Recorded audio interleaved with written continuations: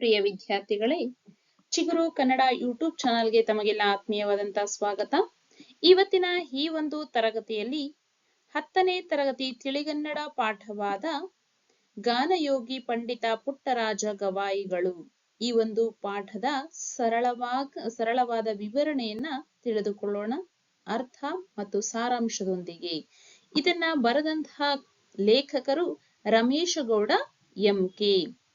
ಈ ಪಾಠದ ಶೀರ್ಷಿಕೆನೇ ಹೇಳುತ್ತೆ ಗಾನಯೋಗಿ ಪಂಡಿತ ಪುಟ್ಟರಾಜ ಗವಾಯಿಗಳು. ಗಾನಯೋಗಿ ಅಂತಂದ್ರೆ ಸಂಗೀತ ಸಾಧನೆ ಮಾಡಿದಂತಹ ಪಂಡಿತ ಪುಟ್ಟರಾಜ ಗವಾಯಿಗಳು. ನೀವಿಲ್ಲಿ ಚಿತ್ರದಲ್ಲಿ ನೋಡ್ತಾ ಇದ್ದೀರಾ. ಪುಟ್ಟರಾಜ ಗವಾಯಿಗಳ ಒಂದು ಜೀವನ ಶೈಲಿಯನ್ನ, ಅವರು ಸಾಧನೆ ಮಾಡಿದಂತಹ ರೀತಿಯನ್ನ ತುಂಬಾ ಸರಳವಾಗಿ ನಮ್ಗೆ ಕಟ್ಟಿಕೊಟ್ಟಿದ್ದಾರೆ ರಮೇಶ್ ಗೌಡ ಎಂಕೆ ರವರು. ಅದರ ಒಂದು ಅರ್ಥವನ್ನ ಸರಳವಾಗಿ ತಿಳಿದುಕೊಳ್ತಾ ಹೋಗೋಣ. ಅದಕ್ಕೂ ಮುಂಚೆ ತಾವು ಇದುವರೆಗೂ ತಮ್ಮ ಚಾನೆಲ್ ಅನ್ನ ಸಬ್ಸ್ಕ್ರೈಬ್ ಮಾಡದೆ ನೋಡ್ತಾ ಇದ್ರೆ ದಯವಿಟ್ಟು ಒಂದು ಸಬ್ಸ್ಕ್ರೈಬ್ ಮಾಡಿ, ಲೈಕ್ ಮಾಡಿ, ಹಾಗೇನೆ ಮುಂದಿನ ವಿಡಿಯೋಗಳ ನೋಟಿಫಿಕೇಶನ್ಗಾಗಿ ಬೆಲ್ ಐಕನ್ ಕ್ಲಿಕ್ ಮಾಡೋದನ್ನ ಮರಿಬೇಡಿ ವಿದ್ಯಾರ್ಥಿಗಳೇ. ಈಗ ಬನ್ನಿ ನೋಡೋಣ ಯಾವೆಲ್ಲ ವಿಚಾರಗಳನ್ನ ತಿಳಿಸ್ಕೊಡ್ತಾರೆ ಅಂತ. ಮೊದಲಿಗೆ ಕೃತಿಕಾರರ ಪರಿಚಯವನ್ನ ನೋಡೋಣ. ಮಕ್ಕಳೇ, ನಿಮ್ಗೆ ಪರೀಕ್ಷೆಯಲ್ಲಿ 3 ಅಂಕಕ್ಕೆ ಬರೀಲಿಕ್ಕೆ ಕೊಡ್ತಾರೆ ಅಲ್ವಾ? ಕೃತಿಕಾರರ ಪರಿಚಯವನ್ನ ಬರೀರಿ ಅಂತ ಹೇಳಿ ಕೊಡ್ತಾರೆ. ಅದರಲ್ಲಿ ಇಷ್ಟನ್ನ ನೀವು ಮನದಟ್ಟು ಮಾಡ್ಕೊಂಡ್ರೆ ಸಾಕಾಗತ್ತೆ. ಇಷ್ಟನ್ನ ನೀವು ನೆನಪಲ್ಲಿ ಇಟ್ಕೊಂಡಾಗ ಖಂಡಿತವಾಗ್ಲೂ 3 ಅಂಕಗಳನ್ನ ಪಡಿಬಹುದು ಅಂತ ನಾನು ಹೇಳ್ತೇನೆ. ಕೃತಿಕಾರರ ಪರಿಚಯ. ಹೆಸರು ರಮೇಶ ಗೌಡ ಎಂಕೆ. ಇವರು 1975ರಲ್ಲಿ ಧಾರವಾಡ ಜಿಲ್ಲೆಯ ಕಿತ್ತೂರು ಗ್ರಾಮದಲ್ಲಿ ಜನಿಸಿದರು. ರಮೇಶ್ ಗೌಡ ಎಂಕೆ ರವರು 1975ರಲ್ಲಿ ಧಾರವಾಡದ ಕಿತ್ತೂರು ಗ್ರಾಮದಲ್ಲಿ ಜನಿಸಿದರು. ಇವರು ಬರೆದಂತಹ ಪ್ರಮುಖ ಕೃತಿಗಳನ್ನ ನೋಡೋದಾದ್ರೆ ಅಮೃತಕ್ಕೆ ಹಾರಿದ ಗರುಡ, ರೂಪ ಬಯಲು, ಗಾನಯೋಗಿ ಪಂಡಿತ ಪುಟ್ಟರಾಜ ಕವಿ ಗವಾಯಿಗಳು. ಇವರಿಗೆ ಒಂದಷ್ಟು ಪ್ರಶಸ್ತಿಗಳನ್ನ ನೀಡಿ ಗೌರವಿಸಲಾಗಿದೆ. ರತ್ನಾಕರ ವರ್ಣಿ ಮುದ್ದಣ್ಣ ದತ್ತಿ ಪ್ರಶಸ್ತಿ ಹಾಗೂ ಕರ್ನಾಟಕ ಸಾಹಿತ್ಯ ಅಕಾಡೆಮಿಯ ವರ್ಷದ ಉತ್ತಮ ಕೃತಿ ಪ್ರಶಸ್ತಿಯನ್ನ ಪಡೆದಿದ್ದಾರೆ. ಇವರ ಒಂದು ಪರಿಚಯದಲ್ಲಿ ನೀವು ಇಷ್ಟನ್ನ ನೆನ್ಪಿಟ್ಕೊಂಡ್ರೆ ಸಾಕಾಗತ್ತೆ ವಿದ್ಯಾರ್ಥಿಗಳೇ. 1-2 ಪ್ರಶಸ್ತಿಗಳು, 2ರಿಂದ 3 ಕೃತಿಗಳನ್ನ ನೆನ್ಪಿಟ್ಕೋಬೇಕಾಗತ್ತೆ. ಈ ಒಂದು ಪಾಠದ ಆಕರ ಗ್ರಂಥ ಗಾನಯೋಗಿ ಪಂಡಿತ ಪುಟ್ಟರಾಜ ಕವಿ ಗವಾಯಿಗಳು. ತುಂಬಾ ಸರಳವಾಗಿ ಹೇಳಿದ್ದೇನೆ, ತುಂಬಾ ಸುಲಭವಾಗಿ ನೆನಪಲ್ಲಿ ಇಟ್ಕೊಳ್ಬಹುದು. ಪ್ರಯತ್ನ ಪಡಿ. ಪಾಠದ ಪ್ರವೇಶವನ್ನ ನೋಡೋದಾದ್ರೆ ಗಾನಯೋಗಿ ಯಾವುದೇ ಸಾಧನೆ ಮಾಡ್ಬೇಕಾದ್ರೂ, ಯಾವುದೇ ಕ್ಷೇತ್ರದಲ್ಲಿ ನಾವು ಸಾಧನೆ ಮಾಡ್ಬೇಕಾದ್ರೂ ಯೋಗಿಯಂತೆ ತಪಸ್ಸು ಮಾಡಿ ಸಾಧನೆಯನ್ನ ಮಾಡಬೇಕು ಅಂತ ನಾವು ಸಾಧಕರ ಪಟ್ಟಿಯನ್ನ ನೋಡಿದ್ರೆ ಗೊತ್ತಾಗುತ್ತೆ. ಪಾಠ ಪ್ರವೇಶ. ಉನ್ನತವಾದ ಗುರಿಯನ್ನು ಸಾಧಿಸಲು ಯಾವುದೇ ರೀತಿಯ ದೈಹಿಕ ನ್ಯೂನ್ಯತೆಗಳು ಅಡ್ಡಿಯಾಗಲಾರವು ಅಲ್ವಾ? ಉನ್ನತವಾದಂತ ತುಂಬಾ ಎತ್ತರವಾದ ಗುರಿಯನ್ನ ಇಟ್ಕೊಂಡಿರ್ತೀವಿ ನಮ್ಮ ಜೀವನದಲ್ಲಿ. ಆ ಗುರಿಯನ್ನ ಸಾಧಿಸುವಾಗ ನಮಗೆ ಯಾವುದು ಅಡ್ಡಿ ಆಗಲ್ಲ ಅಂತಂದ್ರೆ, ದೈಹಿಕವಾಗಿ ಫಿಸಿಕಲಿ ನಾವ್ ಏನಾದ್ರೂ ನ್ಯೂನ್ಯತೆಗಳನ್ನ, ಕೊರತೆಗಳನ್ನ ಹೊಂದಿದ್ರೆ, ಅದರ ಅರ್ಥ ನಾವು ಹ್ಯಾಂಡಿಕ್ಯಾಪ್ ಏನಾದ್ರೂ ಆಗಿದ್ರೆ ಖಂಡಿತ ಅದು ನಮ್ಮ ಸಾಧನೆಗೆ ಅಡ್ಡಿ ಆಗಲ್ಲ ಅಂತ ಇಲ್ಲಿ ರಮೇಶ್ ಗೌಡ ಎಂಕೆ ರವರು ಹೇಳ್ತಾರೆ. ಅಸಾಧ್ಯವಾದುದನ್ನು ಸಾಧಿಸಬೇಕೆಂಬ ಛಲವಿದ್ದರೆ ಗುರಿ ಸಾಧನೆ ಸುಲಭವಾಗುತ್ತೆ. ಯಾವ ಅಂಗವೈಕಲ್ಯನೂ ನಮಗೆ ಅಡ್ಡಿ ಬರಲ್ಲ. ಯಾವಾಗ ನಾವು ಸಾಧಿಸಬೇಕು ಅನ್ನುವಂತಹ ಛಲವನ್ನ ನಮ್ಮ ಮನಸ್ಸಿನಲ್ಲಿ ಇಟ್ಟುಕೊಂಡಿದ್ದಾಗ ಖಂಡಿತ ಅದ್ಯಾವುದು ಅಡ್ಡಿ ಬರಲ್ಲ. ಅದಕ್ಕೆ ಒಂದಷ್ಟು ಉದಾಹರಣೆಗಳನ್ನ ನಮ್ಗೆ ಕೊಡ್ತಾ ಹೋಗ್ತಾರೆ ರಮೇಶ್ ಗೌಡ ಎಂಕೆ ರವರು. ಉದಾಹರಣೆಗೆ, ವಿಕಲಚೇತನರಾಗಿದ್ದರೂ ಕ್ರೀಡಾ ಕ್ಷೇತ್ರದಲ್ಲಿ ಮಾಲತಿ ಹೊಳ್ಳ ಸಾಧನೆ ಮಾಡಿಲ್ವಾ? ನಾವಿಲ್ಲಿ ಚಿತ್ರದಲ್ಲಿ ನೋಡ್ತಾ ಇದೀವಿ. ವಿಕಲಚೇತನರು, ಇವರಿಗೆ ಪೋಲಿಯೋ ಅಟ್ಯಾಕ್ ಆಗತ್ತೆ, ಆಗ ಕಾಲುಗಳನ್ನ ಕಳ್ಕೊಳ್ತಾರೆ ಇವರು, ಅಂದ್ರೆ ನಿಶಕ್ತಿಯನ್ನ ಹೊಂದ್ತಾರೆ. ಹಾಗಾಗಿ ಆದರೂ ಸಹ ಅವರಿಗೆ ಕ್ರೀಡಾ ಕ್ಷೇತ್ರದಲ್ಲಿ ಸಾಧನೆ ಮಾಡುವಂತಹ ಛಲವನ್ನ ಹೊಂದಿದ್ರು. ಇವತ್ತು ಅವರು ನಮ್ಮ ಕಣ್ಮುಂದೆ ಮಾದರಿಯಾಗಿ ಇದ್ದಾರೆ. ಹಾಗೇನೆ ಭರತನಾಟ್ಯದಲ್ಲಿ ಸುಧಾ ಚಂದ್ರನ್ ಅವರು ಸಾಧನೆ ಮಾಡಿಲ್ವಾ? ಇಲ್ಲಿ ನಾವು ಚಿತ್ರದಲ್ಲಿ ನೋಡ್ತಾ ಇದೀವಿ ಸುಧಾ ಚಂದ್ರನ್, ಇವರು ಸಹ ಅಂಗವೈಕಲ್ಯವನ್ನ ಹೊಂದಿದ್ರು ಭರತನಾಟ್ಯದಲ್ಲಿ ಪ್ರಸಿದ್ಧಿಯನ್ನ ಪಡೆದಿದ್ದಾರೆ. ಅಷ್ಟೇ ಅಲ್ಲ, ನಮ್ಮ ವಿಜ್ಞಾನ ಕ್ಷೇತ್ರ ಏನು ಹೊರತಾಗಿಲ್ಲ ಇದಕ್ಕೆ. ವೈಜ್ಞಾನಿಕ ರಂಗದಲ್ಲಿ ಸ್ಟೀಫನ್ ಹಾಕಿಂಗ್ಸ್, ಇಲ್ಲಿ ಚಿತ್ರದಲ್ಲಿ ನೋಡ್ತಾ ಇದ್ದೀರಾ, ಸ್ಟೀಫನ್ ಹಾಕಿಂಗ್ಸ್ ಅವರು ಪ್ರಸಿದ್ಧರಾಗಿಲ್ವಾ? ಇದೇ ರೀತಿಯಾಗಿ ನಮ್ಮ ಸಂಗೀತ ಕ್ಷೇತ್ರದಲ್ಲಿ ಪುಟ್ಟರಾಜ ಗವಾಯಿಗಳು ಸಹ ಒಬ್ಬರಾಗ್ತಾರೆ. ಹಾಗಾದ್ರೆ ಪುಟ್ಟರಾಜರಿಗೆ ಯಾವ ನ್ಯೂನ್ಯತೆ ಇತ್ತು? ಹೇಗೆ ಅವರು ಬೆಳೆದು ಬಂದ್ರು ನೋಡೋಣ. ಅಂಧರಾಗಿದ್ದರೂ ಹಲವಾರು ರಂಗದಲ್ಲಿ ಅದ್ವಿತೀಯರು. ಅಂಧರು ಅಂದ್ರೆ ಇವರಿಗೆ ಕಣ್ಣು ಕಾಣಲ್ಲ ಅಲ್ವಾ? ಈ ಒಂದು ನ್ಯೂನ್ಯತೆಯನ್ನ ಹೊಂದಿದ್ರೂ ಸಹ ಇವರು ಹಲವಾರು ರಂಗಗಳಲ್ಲಿ, ಹಲವಾರು ಕ್ಷೇತ್ರಗಳಲ್ಲಿ ಸಾಧನೆಯನ್ನ ಮಾಡಿದ್ದಾರೆ. ಇಂತಹ ಪ್ರಸಿದ್ಧರೆಲ್ಲರೂ ಸಾಧನೆಯು ನಮಗೆ ಆದರ್ಶವಾಗಬೇಕು. ನಾವಿವತ್ತು ಒಂದು ಸಣ್ಣ ಪರೀಕ್ಷೆ, 10ನೇ ತರಗತಿ ಪರೀಕ್ಷೆಯನ್ನ ಪಾಸು ಮಾಡ್ಲಿಕ್ಕೆ ಏನೆಲ್ಲ ಅಡ್ಡಿ ಆತಂಕಗಳು ಬರುತ್ತೆ ಅಂತ ನಾವು ಹೆಣಿಸ್ತಾ ಕೂರ್ತೇವೆಲ್ಲ ನಮ್ಮ ಮನಸ್ಸಿನಲ್ಲಿ. ಅದು ಖಂಡಿತ ನಮ್ಮ ಮನಸ್ಸಿನ ಅಂಗವೈಕಲ್ಯ, ಅದು ನಮ್ಗ ಅಡ್ಡಿ ಆಗಲ್ಲ. ನಾವು ಇಂಥವರನ್ನ ಮಾದರಿಯಾಗಿಟ್ಕೊಂಡ್ರೆ ಎಲ್ಲಾ ಅಂಗಾಂಗಗಳನ್ನ ಸರಿಯಾಗಿ ಹೊಂದಿರುವಂತಹ ನಾವು ಯಾಕೆ ಪ್ರಯತ್ನ ಪಟ್ಟು ಉತ್ತಮ ಅಂಕಗಳನ್ನ ಪಡ್ಕೋಬಾರ್ದು ಅಲ್ವಾ? ಖಂಡಿತ ಸಾಧ್ಯ ಇದೆ. ಕೇವಲ ಅಂಕಗಳನ್ನ ಪಡ್ಕೊಳ್ಳುವಂತಹ ದೃಷ್ಟಿಯಿಂದ ಅಲ್ಲ, ಮಾನವೀಯತೆಯ ಮೌಲ್ಯಗಳನ್ನ ಸಹ ನಾವು ನಮ್ಮಲ್ಲಿ ಬೆಳೆಸ್ಕೊಳ್ತಾ ಹೋಗ್ಬೇಕು. ಅದು ನಮ್ಮ ಒಳಗಣ್ಣನ್ನು ತೆರೆಸಬೇಕು. ನಮ್ಮ ಮನಸ್ಸಿನ ಕಣ್ಣು ಏನಿದೆಯಲ್ವಾ, ಬಾಹ್ಯ ಕಣ್ಣಲ್ಲ, ಮನಸ್ಸಿನ ಕಣ್ಣು.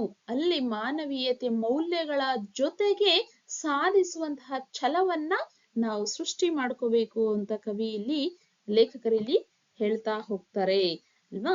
ನೋಡೋಣ ಯಾವೆಲ್ಲ ವಿಚಾರಗಳ ಬಗ್ಗೆ ಬೆಳಕನ್ನ ಚೆಲ್ತಾರೆ ಪುಟ್ಟರಾಜ ಕವಿ ಗವಾಯಿಗಳ ಬಗ್ಗೆ, ಏನೆಲ್ಲ ವಿಚಾರಗಳನ್ನ, ಅವರ ಸಾಧನೆಯ ಹಾದಿಯನ್ನ ನಮಗೆ ಹೇಗೆ ತಿಳಿಸ್ಕೊಡ್ತಾರೆ ಅಂತ ನೋಡೋಣ ಮಕ್ಕಳೇ.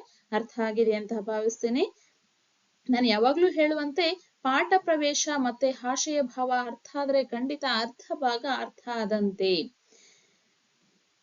ಜಗತ್ತಿನ ಅನೇಕ ಸಾಧಕರ ಜೀವನವನ್ನು ಸಿಂಹಾವಲೋಕನ ಮಾಡಿದಾಗ ಅವರು ತಮಗಿಷ್ಟವಾದ ಕ್ಷೇತ್ರದಲ್ಲಿ ಹಿಮಾಲಯದೆತ್ತರಕ್ಕೆ ಸಾಧನೆ ಮಾಡಿ ಜಗತ್ತೇ ನಿಬ್ಬೆರಗಾಗಿ ತಮ್ಮತ್ತ ಹೊರಳುವಂತೆ ಮಾಡಿದ್ದಾರೆ. ಚರಿತ್ರೆಯ ಪುಟಗಳಲ್ಲಿ ಸುವರ್ಣಾಕ್ಷರಗಳಿಂದ ದಾಖಲಾಗಿದ್ದಾರೆ. ಅವರ ಸಾಧನೆ ಕಂಡು ಅನೇಕರು ಪ್ರೇರಿತರಾಗಿದ್ದಾರೆ. ಸಾಧಿಸಿದರೆ ಅವರಂತೆ ಸಾಧಿಸಬೇಕು ಎಂದು ನಿರ್ಧರಿಸಿ ತಮ್ಮ ಬದುಕಿನ ದಿಕ್ಸೂಚಿಯನ್ನು ಬದಲಿಸಿಕೊಂಡವರಿದ್ದಾರೆ. ಅಂಥವರಲ್ಲಿ ಗಾನಯೋಗಿ ಪಂಡಿತ ಪುಟ್ಟರಾಜರ ಗವಾಯಿಗಳು ಓರ್ವರು ಅಲ್ವಾ? ಜಗತ್ತಿನಲ್ಲಿ ಅನೇಕ ಸಾಧಕರ ಜೀವನವನ್ನ ನಾವು ನೋಡಿದಾಗ ಸಿಂಹಾವಲೋಕನ ಅಂದ್ರೆ ಏನು? ನಾವು ಯಾವಾಗ ಸಿಂಹಾವಲೋಕನ ಮಾಡ್ತೀವಿ? ಸಿಂಹಾವಲೋಕನ ಅಂದ್ರೆ ಒಬ್ಬ ವ್ಯಕ್ತಿ ಸಾಧಕನಾಗಿ ನಿಂತಾಗ ನಮ್ಗೆ ಆ ಕಡೆ ಗಮನ ಹೋಗುತ್ತೆ. ಆಗ ಸಾಧಿಸಿದ ಅಂತ ಗೊತ್ತಾದಾಗ ಆ ವ್ಯಕ್ತಿಯ ಹಿನ್ನೆಲೆಯನ್ನ ನೋಡ್ತಾ ಹೋಗ್ತೀವಿ.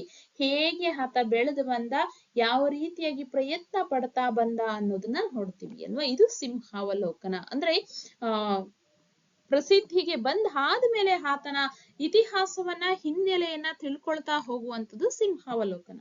ಈಗ ನೋಡಿದಾಗ ಹಲವರು ಇಲ್ಲಿ ನಾವು 3 ಜನರನ್ನ ನೋಡ್ತಾ ಇದೀವಲ್ಲ, ಇವರು ತಮಗಿಷ್ಟವಾದ ಕ್ಷೇತ್ರದಲ್ಲಿ, ಎಲ್ಲರೂ ಎಲ್ಲಾ ಕ್ಷೇತ್ರದಲ್ಲೂ ಪರಿಣಿತಿಯನ್ನ ಹೊಂದಬೇಕು ಅಂತ ಏನಿಲ್ವಲ್ಲ ಅಲ್ವಾ? ಅವರಿಗೆ ಇಷ್ಟವಾದಂತಹ ಕ್ಷೇತ್ರದಲ್ಲಿ ಸಾಧನೆಯನ್ನ ಮಾಡ್ಬೇಕು. ಅದಕ್ಕೆ ಜೀವನದಲ್ಲಿ ಒಂದೇ ಒಂದು ಹೆಗ್ಗುರಿ ಇರಬೇಕು ಅಂತ ಗೋಪಾಲಕೃಷ್ಣ ಅಡಿಗರ್ ಅವರು ಹೇಳ್ತಾರೆ ಅಲ್ವಾ? ಹೆಗ್ಗುರಿಯನ್ನ ಇಟ್ಕೊಂಡು ಪ್ರಯತ್ನ ಪಡು, ಖಂಡಿತ ಸಾಧನೆ ಶತಸಿದ್ಧ ಅಂತ ಹೇಳ್ತಾರೆ. ಹಾಗೆ ಅವರವರಿಗೆ ಇಷ್ಟವಾದಂತಹ ಕ್ಷೇತ್ರದಲ್ಲಿ ಹಿಮಾಲಯದೆತ್ತರಕ್ಕೆ ಸಾಧನೆ ಮಾಡಿ, ಸಣ್ಣ ಪುಟ್ಟ ಸಾಧನೆ ಅಲ್ಲ ಕಣ್ರಿ, ತುಂಬಾ ದೊಡ್ಡ ಸಾಧನೆ, ಗಿನ್ನಿಸ್ ದಾಖಲೆ, ವಿಶ್ವವಿಖ್ಯಾತಿಯನ್ನ ಪಡೆದು ಸಾಧನೆ ಮಾಡಿದ್ದಾರೆ. ಜಗತ್ತೇ ನಿಬ್ಬೆರಗಾಗಿ ತಮ್ಮತ್ತ ಹೊರಳುವಂತೆ ಮಾಡಿದ್ದಾರೆ. ಇಡೀ ಜಗತ್ತು ಅವರ ಕಡೆಗೆ ಕೇಂದ್ರೀಕೃತವಾಗಿ ಅವರನ್ನ ಇವರಾ ಎಂದು ತಿಳುಕೊಳ್ಳುವಂತಹ ರೀತಿಯಲ್ಲಿ ಮಾಡುವಂತಹ ಅನೇಕ ಸಾಧಕರನ್ನ ನಾವು ಗಮನಿಸಬಹುದು. ಚರಿತ್ರೆಯ ಪುಟಗಳಲ್ಲಿ ಸುವರ್ಣಾಕ್ಷರಗಳಿಂದ ದಾಖಲಾಗಿದ್ದಾರೆ. ಚರಿತ್ರೆ, ಇತಿಹಾಸ ಇಂತಹ ಸಾಧಕರನ್ನ ನೆನಪಲ್ಲಿಟ್ಕೊಳ್ಳುತ್ತೆ, ಅಂಥವರನ್ನ ಸುವರ್ಣಾಕ್ಷರಗಳಲ್ಲಿ ಬರೆದಿಟ್ಟಿದೆ ಅಂತ ಅಂದ್ರೆ ಅಷ್ಟು ಪ್ರಸಿದ್ಧಿಯನ್ನ ಪಡೆದಿದ್ದಾರೆ ಅಂತ ಹೇಳ್ಬೋದು. ಅವರ ಸಾಧನೆಯನ್ನ ಕಂಡು ಅನೇಕರು ತುಂಬಾ ಜನ ಇವರ ಇತಿಹಾಸವನ್ನ ಗಮನಿಸಿ, ಇವರ ಸಾಧನೆಯನ್ನ ಗಮನಿಸಿ ಅನೇಕರು ತುಂಬಾ ಜನ ಪ್ರೇರಣೆಗೊಂಡು ಇನ್ಸ್ಪೈರ್ ಆಗಿ ಸಾಧಿಸಿದ್ರೆ ಅವರಂತೆ ಸಾಧಿಸ್ಬೇಕಪ್ಪ, ಅವರ ತರ ಒಂದು ಸಾಧನೆಯನ್ನ ಮಾಡಬೇಕು ಅಂತ ಗುರಿಯನ್ನ ಇಟ್ಕೊಂಡು ಡಿಸೈಡ್ ಮಾಡಿ ತಮ್ಮ ಬದುಕಿನ ದಿಕ್ಸೂಚಿನ ಬದಲಿಸ್ಕೊಂಡಿದ್ದಾರೆ. ಏನೋ ಆಗ್ಬೇಕು ಅಂತ ಹೊರಟವರು ಅವರ ಮನಸ್ಸು ಯಾವ ಕ್ಷಣದಲ್ಲಿ ಹೇಗೆ ಹೊರಳುತ್ತೋ ಗೊತ್ತಿಲ್ಲ. SSLC ವರೆಗೂ ವಿದ್ಯಾಭ್ಯಾಸ ಅಂದ್ರೇನೆ ಕಷ್ಟ ಅಂತ ಅನ್ಕೊಳ್ಳುವಂತಹ ಎಷ್ಟೋ ಮಕ್ಕಳು SSLC ಮುಗಿದ ಮೇಲೆ PU ಡಿಗ್ರಿಗೆ ಹೋಗುವಷ್ಟರಲ್ಲಿ ಅವರು ಅದನ್ನ ಎಷ್ಟು ಇಷ್ಟಪಟ್ಟು ಓದ್ತಾರೆ, ಅದ್ರಲ್ಲಿ ಎಷ್ಟೆಲ್ಲ ಮೌಲ್ಯಗಳನ್ನ ಬೆಳೆಸ್ಕೊಳ್ತಾರೆ ಅನ್ನೋದಕ್ಕೆ ಇಂಥ ಯಾವುದೋ ಒಂದು ವ್ಯಕ್ತಿನೋ ವಿಷಯನೋ ಇನ್ಸ್ಪೈರ್ ಆಗಿರುತ್ತೆ ಅವರಿಗೆ ಅಲ್ವಾ. ಅಂಥವರಲ್ಲಿ ಗಾನಯೋಗಿ ಪಂಡಿತ ಪುಟ್ಟರಾಜ ಗವಾಯಿಗಳು ಒಬ್ರು. ಈ ರೀತಿಯಾಗಿ ಇನ್ಸ್ಪೈರ್ ಆಗಿ ನಾನು ಏನಾದ್ರೂ ಮಾಡಬೇಕು ಅಂತ ಅಂದುಕೊಂಡು ಸಾಧನೆ ಮಾಡಿದಂತಹ ವ್ಯಕ್ತಿಗಳಲ್ಲಿ ನಮ್ಮ ಪುಟ್ಟರಾಜ ಗವಾಯಿಗಳು ಸಹ ಒಬ್ಬರು ಅಲ್ವಾ. ಅರ್ಥ ಆಗಿದೆ ಅಲ್ವಾ, ತುಂಬಾ ಸರಳವಾಗಿದೆ. ಪುಟ್ಟರಾಜರು ಇವರ ಒಂದು ಬಾಲ್ಯವನ್ನ ನೋಡೋದಾದ್ರೆ, ಪುಟ್ಟರಾಜರು ಸಾಮಾನ್ಯ ಕುಟುಂಬದಲ್ಲಿ ಜನಿಸಿದವರು. ಸಾಮಾನ್ಯ ನಮ್ಮಂತೆ ನಿಮ್ಮಂತೆ ಒಂದು ಮಧ್ಯಮ ವರ್ಗದಲ್ಲಿ ಜನಿಸಿದಂತಹವರು ಪುಟ್ಟರಾಜರು. ಸಮಾಜದ ಜೊತೆ ಬೆರೆತು ಸಮಾಜದಲ್ಲಿ ಮಿಂಗಲ್ ಹಾಕ್ತಾರೆ, ಸಮಾಜದ ಜನರ ನಡುವೆ ಬೆರೀತಾರೆ, ವಿಶ್ವದ ಕಣ್ಮಣಿಯಾಗಿದ್ದಾರೆ. ಇವತ್ತು ಸಮಾಜದ ಜನರ ಒಡನಾಡಿಗಳಾಗಿ ವಿಶ್ವವೇ ಬೆರಗಾಗುವಂತೆ ವಿಶ್ವ ಮೆಚ್ಚುವಂತಹ ವ್ಯಕ್ತಿಯಾಗಿ ಹೊರಹೊಮ್ಮಿದ್ದಾರೆ. ಹಾಗಾದ್ರೆ ಇವರು ಹುಟ್ಟಿದ್ದು ಪುಟ್ಟರಾಜರು ಹಾವೇರಿ ಜಿಲ್ಲೆಯ ಹಾನಗಲ್ಲ ತಾಲೂಕಿನ ದೇವರ ಹೊಸಪೇಟೆಯಲ್ಲಿ ಜನಿಸಿದರು. ಮಕ್ಕಳೇ, ಇಲ್ಲಿ ನಾನು ಹೈಲೈಟ್ ಮಾಡಿರುವಂತಹ ಒಂದಷ್ಟು ವಿಚಾರಗಳು ಪಾಯಿಂಟ್ಸ್ಗಳು ನಿಮ್ಗೆ ಪ್ರಶ್ನೋತ್ತರಗಳಾಗಿ ಬರ್ತವೆ, ಗಮನ ಹರಿಸಿ ಅದನ್ನ ನೀವು ಹೆಚ್ಚು ಓದ್ತಾ ಹೋದಂತೆ ಆ ಒಂದು ಪ್ಯಾರಾಗ್ರಾಫ್ ಅನ್ನ ಖಂಡಿತವಾಗ್ಲೂ ನೀವು ಸ್ವಂತವಾಗಿ ವಿಷಯ ಮಂಡನೆ ಮಾಡ್ಲಿಕ್ಕೆ, ಆನ್ಸರ್ ಬರೀಲಿಕ್ಕೆ ಅನುಕೂಲ ಆಗತ್ತೆ. ಇವರು ಹಾವೇರಿ ಜಿಲ್ಲೆಯ ಹಾನಗಲ್ಲ ತಾಲೂಕಿನ ದೇವರ ಹೊಸಪೇಟೆಯಲ್ಲಿ ಜನಿಸಿದರು. ಯಾರು? ಪುಟ್ಟರಾಜರು. ವೆಂಕಟಾಪುರ ಮಠದ ಜಂಗಮ ದಂಪತಿಗಳಾದ ರೇವಣ್ಣಯ್ಯ ಇವರ ತಂದೆ ಮತ್ತು ತಾಯಿ ಸಿದ್ದಮ್ಮ. ಇವರ ತಂದೆ ತಾಯಿಗಳ ಹೆಸರೇನು? ಪುಟ್ಟರಾಜರ ತಂದೆ ರೇವಣ್ಣಯ್ಯ, ತಾಯಿ ಸಿದ್ದಮ್ಮ. ಅವರ ಮಗನಾಗಿ 1914 ಮಾರ್ಚ್ 3ರಂದು ಜನಿಸಿದರು. ಹಾನಗಲ್ಲ ತಾಲೂಕಿನ ದೇವರ ಹೊಸಪೇಟೆಯಲ್ಲಿ ರೇವಣ್ಣಯ್ಯ ಮತ್ತು ಸಿದ್ದಮ್ಮ ದಂಪತಿಗಳ ಮಗನಾಗಿ 1914 ಮಾರ್ಚ್ 3ರಂದು ಜನಿಸಿದರು ಪುಟ್ಟರಾಜರು. ಬಾಲ್ಯದಲ್ಲಿಯೇ ಕಣ್ಣು ಕಳೆದುಕೊಂಡ ಅವರು, ನಾನು ಹುಟ್ಟಿದ 6 ತಿಂಗಳಿಗೆ ದೃಷ್ಟಿ ಹೋಗ್ಯಾವ, ಕಣ್ಣು ಬೇನೆ ಬಂದು ಕಣ್ಣಿಗೆ ಪರಿ ಅಂತ ಬರ್ತೈತಲ್ಲ, ಅದಕ್ಕ ಅರಿ ಅಂತಾರ. ಆವಾಗ ಬರೀ ನಾಟಿ ವೈದ್ಯ ಇತ್ತು. ಅವರು ಕಣ್ಣುಗುಡ್ಡಿಗೆ ತೊನಸಿಯನ್ನು, ಅಂದರೆ ನಾಯಿಯ ಮೈಯಲ್ಲಿರುವ ಹುಳು ಮುಟ್ಟಿಸಬೇಕು ಅಂತ ಹೇಳಿದ್ದರು. ಆಗ ಮುಟ್ಟಿಸುವಾಗ ತೊನಸಿ ಕೈ ಜಾರಿ ಕಣ್ಣು ಒಳಗ ಬಿದ್ದು ಬಿಟ್ಟವು. ಆವಾಗ ಅದು ಹರಿಯುವುದರ ಬದಲು ಗುಡ್ಡಿನ ಹರಿದು ಕಣ್ಣು ಹೋಗಿಬಿಟ್ಟವು. ಹೀಗೆ ಹೇಳುವಾಗ ಗವಾಯಿಗಳಲ್ಲಿ ಯಾವ ವೇದನೆಯೂ ಇರುತ್ತಿರಲಿಲ್ಲ. ಅಯ್ಯೋ ನನಗೆ ಹೀಗಾಗೋಯ್ತು ಅಂತ ನೋವು ತಿಂದುಕೊಂಡಂತೂ ಅವರು ಎಂದಿಗೂ ಈ ವಿಚಾರವನ್ನ ಹಂಚ್ಕೊಂಡವರಲ್ಲ ಬೇರೆಯವರ ಜೊತೆಗೆ. ಹೇಳಿಕೊಳ್ಳುವಾಗ ಏನೋ ಒಂದು ಹೀಗಾಗಬೇಕು ಅಂತಿತ್ತು ನನ್ನ ಇದರಲ್ಲಿ, ಸೊ ಹಾಗಾಯ್ತು, ವಿಧಿ ಲೀಲೆ ಹೀಗಿತ್ತು, ಆಯ್ತು. ಬಹುಶಃ ನನಗೆ ಕಣ್ಣು ಸರಿಯಾಗಿ ಇದ್ದಿದ್ರೆ ನಾನು ಈ ಮಟ್ಟಿಗೆ ಸಾಧನೆ ಮಾಡ್ತಿರ್ಲಿಲ್ವೇನೋ ಅನ್ನುವಂತಹ ರೀತಿಯಲ್ಲಿ, ನನಗೆ ಹೋಗಿದ್ದು ಒಳ್ಳೇದೇ ಆಯ್ತು ಅನ್ನುವಂತಹ ರೀತಿಯಲ್ಲಿ ಸಮಾಧಾನಕರವಾದ ಉತ್ತರವನ್ನ ಕೊಡ್ತಾ ಇದ್ರು. ಏನಾಯ್ತಂತೆ ಇವರಿಗೆ ಅನ್ನೋದಾದ್ರೆ, ಅವರು ಹುಟ್ಟಿದ 6 ತಿಂಗಳಿಗೆ, ಮೊದಲ ಪಾಯಿಂಟ್ ನೆನ್ಪಿಟ್ಕೊಳ್ಳಿ, ಹುಟ್ಟಿದಂತಹ 6 ತಿಂಗಳಿಗೆ ದೃಷ್ಟಿ ಹೋಗ್ಬಿಡತ್ತೆ. ಕಣ್ಣಿನ ಬೇನೆ ಬಂದು, ಅಂದ್ರೆ ಕಣ್ಣೋವು ಅಂತ ಬರುತ್ತೆ. ಕಣ್ಣೋವು ಬಂದು ಕಣ್ಣಿನ ಮೇಲೆ ಪರೆ ಬರುತ್ತೆ. ಆ ಪರೆ ಬಂದಾಗ ಕಣ್ಣಿನ ನೋವಿನಿಂದಾಗಿ ಅವರಿಗೆ ದೃಷ್ಟಿ ಹೋಗ್ಬಿಡುತ್ತೆ. ಆಗ ಬರೀ ನಾಟಿ ವೈದ್ಯ ಇತ್ತು. ನಾಟಿ ವೈದ್ಯ ಇತ್ತು. ಅವ್ರ ಕಣ್ಣು ಗುಡ್ಡಿಗೆ ಏನ್ ಹೇಳ್ತಾರೆ, ಈ ನಾಯಿಯಲ್ಲಿ ಒಂದು ಹುಳು ಬರುತ್ತೆ, ಇಲ್ಲೊಂದು ಚಿತ್ರದಲ್ಲಿ ತೋರಿಸಿದೀನಿ, ಇದು ಕೇವಲ ಕಲ್ಪನೆ ಅಷ್ಟೇ. ಈ ರೀತಿಯಂತ ಒಂದು ಹುಳು ಬರುತ್ತೆ, ಆ ತೊನಸಿ ಹುಳುವನ್ನ ಕಣ್ಣಿಗೆ ಆ ಪೊರೆಗೆ ಮುಟ್ಟಿಸಬೇಕು ಅಂತ ಹೇಳಿದ್ರು ನಾಟಿ ವೈದ್ಯರು.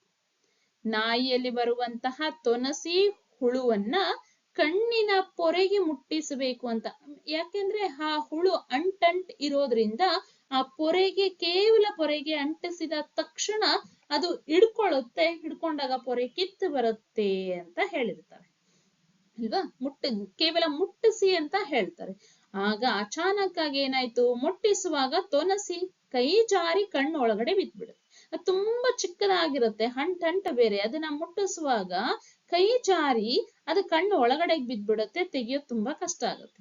ಅದು ಪೊರೆಯನ್ನ ಹರಿಯುವ ಬದಲು ಏನಾಯ್ತು, ಹರಿ ಅಂದ್ರೆ ಪೊರೆ, ಈ ಪೊರೆಯನ್ನ ಹರಿಯುವ ಬದಲು ಗುಡ್ಡನ್ನೇ ಕಿತ್ಬಿಡುತ್ತೆ. ಕಿತ್ತು ಅವರ ಕಣ್ಣು ಹೋಗ್ಬಿಟ್ವು ಅಂತ ಹೇಳುತ್ತೆ. ಹೀಗೆ ಹೇಳಬೇಕಾದ್ರೆ ಅವ್ರಿಗೆ ಯಾವುದೇ ರೀತಿಯಾದಂತ ನೋವು ಆಗ್ತಿರ್ಲಿಲ್ಲ, ಸಂಕಟ ಆಗ್ತಿರ್ಲಿಲ್ಲ. ಅಯ್ಯೋ ನನಗೆ ಈ ತರ ಮಾಡ್ಬಿಟ್ರು ಅನ್ನುವಂಥ ನೋವಂತೂ ಕಿಂಚಿತ್ತು ಅವರ ಮಾತಲ್ಲಿ ಕಾಣಿಸ್ತಿರ್ಲಿಲ್ಲ. ಈ ರೀತಿಯಾಗಿ ಧನಾತ್ಮಕವಾಗಿ ನಾವು ಯೋಚನೆ ಮಾಡಬೇಕು. ಒಂದು ಬಾಗಿಲು ಮುಚ್ಚಿದ್ರೆ ಖಂಡಿತ 10 ಅವಕಾಶಗಳು ನಮ್ಮ ಕೈ ಹಿಡಿಯುತ್ತೆ ಅಲ್ವಾ. ದಯವಿಟ್ಟು ಹಿಂಜರಿಕೆಯನ್ನ ಬಿಡಬೇಕು. ಏನಾಗುತ್ತೋ ಅನ್ನುವಂತಹ ಹಿಂಜರಿಕೆಯನ್ನ ಬಿಟ್ಟು ಬಂದದ್ದೆಲ್ಲ ಬರಲಿ, ಭಗವಂತನ ದಯೆ ಬಂದಿರಲಿ ಅಂತ ಹೇಳಿ ನಾವು ಮುನ್ನಡೆದ್ರೆ ಖಂಡಿತ ಸಾಧನೆ ಸಾಧ್ಯ ಅಂತ ಹೇಳ್ತಾರೆ. ಅರ್ಥ ಆಗಿದೆ ಅಲ್ವಾ ಮಕ್ಳೇ? ಇದು ನಿಮ್ಗೆ 2-3 ವಾಕ್ಯಗಳಲ್ಲಿ ಬರುತ್ತೆ, ಅದಕ್ಕೆ ಹೇಳ್ತಾ ಇದೀನಿ. ಪಾಯಿಂಟ್ ವೈಸ್ ಅಲ್ಲಿ ಓದ್ಕೊಳ್ಳಿ. ಇದಿಷ್ಟನ್ನ ಓದ್ಕೊಂಡ್ರೆ ನಿಮ್ಗೆ ಆನ್ಸರ್ ಸಾಕಾಗುತ್ತೆ. ಬಾಲಕ ಪುಟ್ಟಯ್ಯನಿಗೆ ಹಾರ್ಮೋನಿಯಂ ನುಡಿಸುವ ಆಸೆ. ಕಣ್ಣು ಹೋಗಿತ್ತಲ್ಲ, ಈ ಹುಡುಗನಿಗೆ ಏನೋ ಒಂದು ಆಸೆ ಇತ್ತು ಅಂದ್ರೆ ಹಾರ್ಮೋನಿಯಂ, ಮ್ಯೂಸಿಕಲ್ ಇನ್ಸ್ಟ್ರೂಮೆಂಟ್ ಆದಂತಹ ಹಾರ್ಮೋನಿಯಂ ಅನ್ನ ನುಡಿಸುವಂತಹ ಆಸೆ ಇದೆ. ಒಮ್ಮೆ ಅಂದ್ರೆ ಒಂದು ಸಾರಿ ಮನೆಯಲ್ಲಿ ಯಾರೂ ಇಲ್ಲದ ಸಮಯದಲ್ಲಿ, ಮನೆಯಲ್ಲಿ ಯಾರೂ ಇಲ್ಲ, ಎಲ್ಲಾ ಹೊರಗಡೆ ಕೆಲಸಕ್ಕೆ ಹೋಗಿದ್ದಾರೆ, ಆ ಒಂದು ಸಂದರ್ಭದಲ್ಲಿ ತನ್ನ ಮಾವನ ಹಾರ್ಮೋನಿಯಂ ಹಿಡಿದು ತಲ್ಲೀನನಾಗಿ ನುಡಿಸಲಾರಂಭಿಸಿದ. ಹಾರ್ಮೋನಿಯಂ ನುಡಿಸ್ಬೇಕು ಅನ್ನೋ ಆಸೆ ಮನಸ್ಸು ತುಂಬಾ ಇದೆ, ಅದು ಹೇಗೋ ಕಲೆ ವೃದ್ಧಿಸಿದ್ದೆ ಆತನಿಗೆ, ಅದನ್ನ ಹೊರ ಹಾಕುವಂತಹ ಮನಸ್ಸನ್ನ ಮಾಡಿದಾನೆ. ಮನೆಯಲ್ಲಿ ಯಾರು ಇಲ್ಲದೆ ಇರುವಂತಹ ಸಂದರ್ಭದಲ್ಲಿ ಅವರ ಸೋದರ ಮಾವನ ಒಂದು ಹಾರ್ಮೋನಿಯಂ ಪೆಟ್ಟಿಗೆಯನ್ನ ಇಟ್ಕೊಂಡು ತಲ್ಲೀನನಾಗಿ ತುಂಬಾ ಇನ್ವಾಲ್ವ್ ಆಗಿ ಅದರಲ್ಲಿ ತನ್ನನ್ನ ತಾನು ಮರೆತು ಅದನ್ನ ನುಡಿಸ್ತಾ ಹೋಗ್ತಾ ಇದ್ದಾನೆ, ನುಡಿಸಲು ಪ್ರಾರಂಭಿಸಿದ. ಹಾರ್ಮೋನಿಯಂನಿಂದ ಹೊರಟ ನಾದ ಮನೆಯನ್ನು ತುಂಬಿ ಮನೆಯ ಮುಂದೆ ಹಾಯ್ದು ಹೋಗುತ್ತಿದ್ದ ಜನರೆಲ್ಲರ ಮನವನ್ನು ತುಂಬಿತು. ಆ ಹಾರ್ಮೋನಿಯಂ ನುಡಿಸುವಾಗ ಅಂತ ಅದರ ಒಂದು ಸುಮಧುರವಾದಂತ ಸಂಗೀತದ ಧ್ವನಿ ಏನಿದೆಯಲ್ಲ, ಆ ಧ್ವನಿ ಹೊರಗಡೆ ಬಂದ ತಕ್ಷಣ ಅದಕ್ಕೆ ಜನ ಎಲ್ಲ ಮೈ ಮರೆತು ಬಿಡ್ತಾರೆ. ಮೈ ಮರೆತು ಮನೆ ಮುಂದೆ ಹೋಗ್ತಾ ಇದ್ದಂತಹ ಜನ ಎಲ್ಲ ಹಾಯ್ದು ಅಂದ್ರೆ ಮನೆ ಮುಂದೆ ಹೋಗ್ತಾ ಇದ್ದಂತಹ ಜನರೆಲ್ಲ ಮನೆಯನ್ನ ಬಂದು ಸೇರ್ತಾರೆ, ಮನೆಯ ಒಳಗಡೆ ಬರ್ತಾರೆ. ಆ ಒಂದು ಧ್ವನಿ ಜನರ ಮನಸ್ಸನ್ನ ಕೂಡ ತುಂಬುತ್ತೆ. ನಾದ ಮಾಧುರ್ಯಕ್ಕೆ ಮನಸೋತ ಜನರು ಮನೆಯ ಒಳಗೆ ಬಂದು ಕುಳಿತುಕೊಂಡರು. ಅದಕ್ಕೆ ತುಂಬಾ ಅಟ್ರಾಕ್ಟ್ ಆದಂತಹ ಒಲದಂತಹ ಜನ ಏನ್ ಮಾಡ್ತಾರೆ, ಹೊರಗಡೆ ಹೋಗ್ತಾ ಇದ್ದರು ಮನೆ ಒಳಗಡೆ ಬಂದು ಕೂತ್ಕೊಳ್ತಾರೆ. ಹೊಲಕ್ಕೆ ಹೋಗಿದ್ದ ಬಾಲಕನ ಮಾವ ಮನೆಯ ಒಳಗೆ ಜನರ ಗುಂಪು ಕಂಡು ಆಶ್ಚರ್ಯಚಕಿತರಾದರು. ಇವರು ಹೊಲಕ್ಕೆ ಕೆಲಸಕ್ಕೋಸ್ಕರ ಹೋಗಿರ್ತಾರೆ. ಇವರ ಪುಟ್ಟರಾಜರ ಸೋದರ ಮಾವ ಒಳಗಡೆ ಮನೆ ಹತ್ರ ಬಂದ ತಕ್ಷಣ ಅವರಿಗೆ ಒಂದು ಶಾಕ್ ಆಗುತ್ತೆ, ಆಶ್ಚರ್ಯ ಆಗುತ್ತೆ. ಏನಪ್ಪ ಇಷ್ಟೊಂದು ಜನ ಮನೆ ಒಳಗಡೆ ಮತ್ತು ಮನೆ ಹೊರಗಡೆ ಬಂದು ಸೇರ್ಕೊಂಡಿದ್ದಾರೆ ಅಂತ ಅನ್ಸುತ್ತೆ.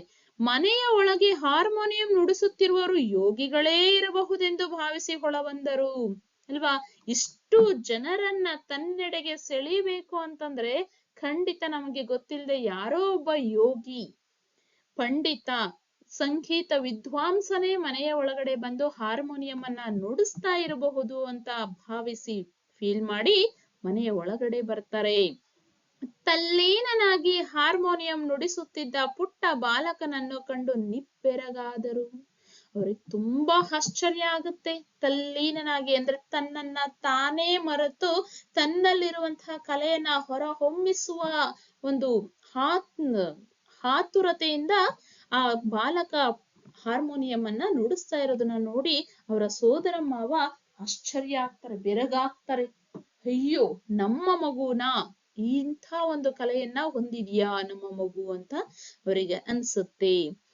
ಮಾವನ ಪಾದ ಸಪ್ಪಳದಿಂದ ವಿಚಲಿತನಾದ ಬಾಲಕ. ಅವ್ರ ಮಾವ ಒಳಗಡೆ ಬಂದದ್ದು ಗೊತ್ತಾಗತ್ತೆ ಅಲ್ವಾ? ನೋಡಿ, ಕಣ್ಣಿರುವಂತ ನಮಗೆ ಸೆನ್ಸ್ ಆರ್ಗನ್ಸ್ ತುಂಬಾ ಕಡಿಮೆ ಕೆಲಸ ಮಾಡ್ಬೋದು. ಆದ್ರೆ ಕಣ್ಣಿನ ದೃಷ್ಟಿ ಇಲ್ಲದೆ ಇರುವಂತಹ ಮಕ್ಕಳಿಗೆ ಒಂದು ಗಾಳಿಯ ಸ್ಪರ್ಶದಿಂದ ಕಣ್ ಹಿಡಿತಾರೆ ಯಾರು ಎಲ್ಲಿದ್ದಾರೆ ಏನು ಅಂತ ಅಲ್ವಾ? ಅವ್ರ ಪುಟ್ಟರಾಜರಿಗೆ ಅವ್ರ ಮಾವ ಒಳಗಡೆ ಬಂದಿದ್ದು ಅವರ ಕಾಲಿನ ಸಪ್ಪಳದಿಂದ ಗೊತ್ತಾಗತ್ತೆ. ಒಮ್ಮೆಲೆ ಅಂದ್ರೆ ತಕ್ಷಣ, ಇಮಿಡಿಯೇಟ್ ಆಗಿ ಹಾರ್ಮೋನಿಯಂ ನುಡಿಸುವುದನ್ನು ನಿಲ್ಲಿಸಿ ಆ ಹಾರ್ಮೋನಿಯಂ ಅನ್ನ ನುಡಿಸುವುದನ್ನ ಬಿಟ್ಟು ಭಯ ಪಡ್ಕೊಳ್ತಾರೆ ಅವರು. ಮಾವ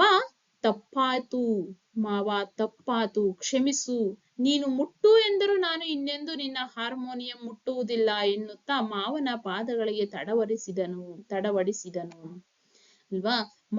ಭಯ ಆಗುತ್ತೆ. ದೊಡ್ಡವ್ರ ಮನೆಗ್ ಬಂದ್ಬಿಟ್ರು, ಅಯ್ಯೋ ನನ್ ಮುಟ್ಟದೆ ಏನಾಯ್ತು ಅನ್ನುವಂತಹ ಭಯದಲ್ಲಿ ಮಾವ ದಯವಿಟ್ಟು ಕ್ಷಮಿಸು, ನೀನೇ ಮುಟ್ಟು ಅಂತಂದ್ರು ಇನ್ಯಾವತ್ತೂ ನಾನು ನಿನ್ನ ಹಾರ್ಮೋನಿಯಂ ಅನ್ನ ಮುಟ್ಟಲ್ಲ ಅಂತ ಹೇಳಿ ಅವ್ರ ಮಾವನ ಪಾದಗಳನ್ನ ಹಿಡ್ಕೊಳ್ಳಿಕ್ಕೆ ಪ್ರಯತ್ನ ಪಡ್ತಾರೆ.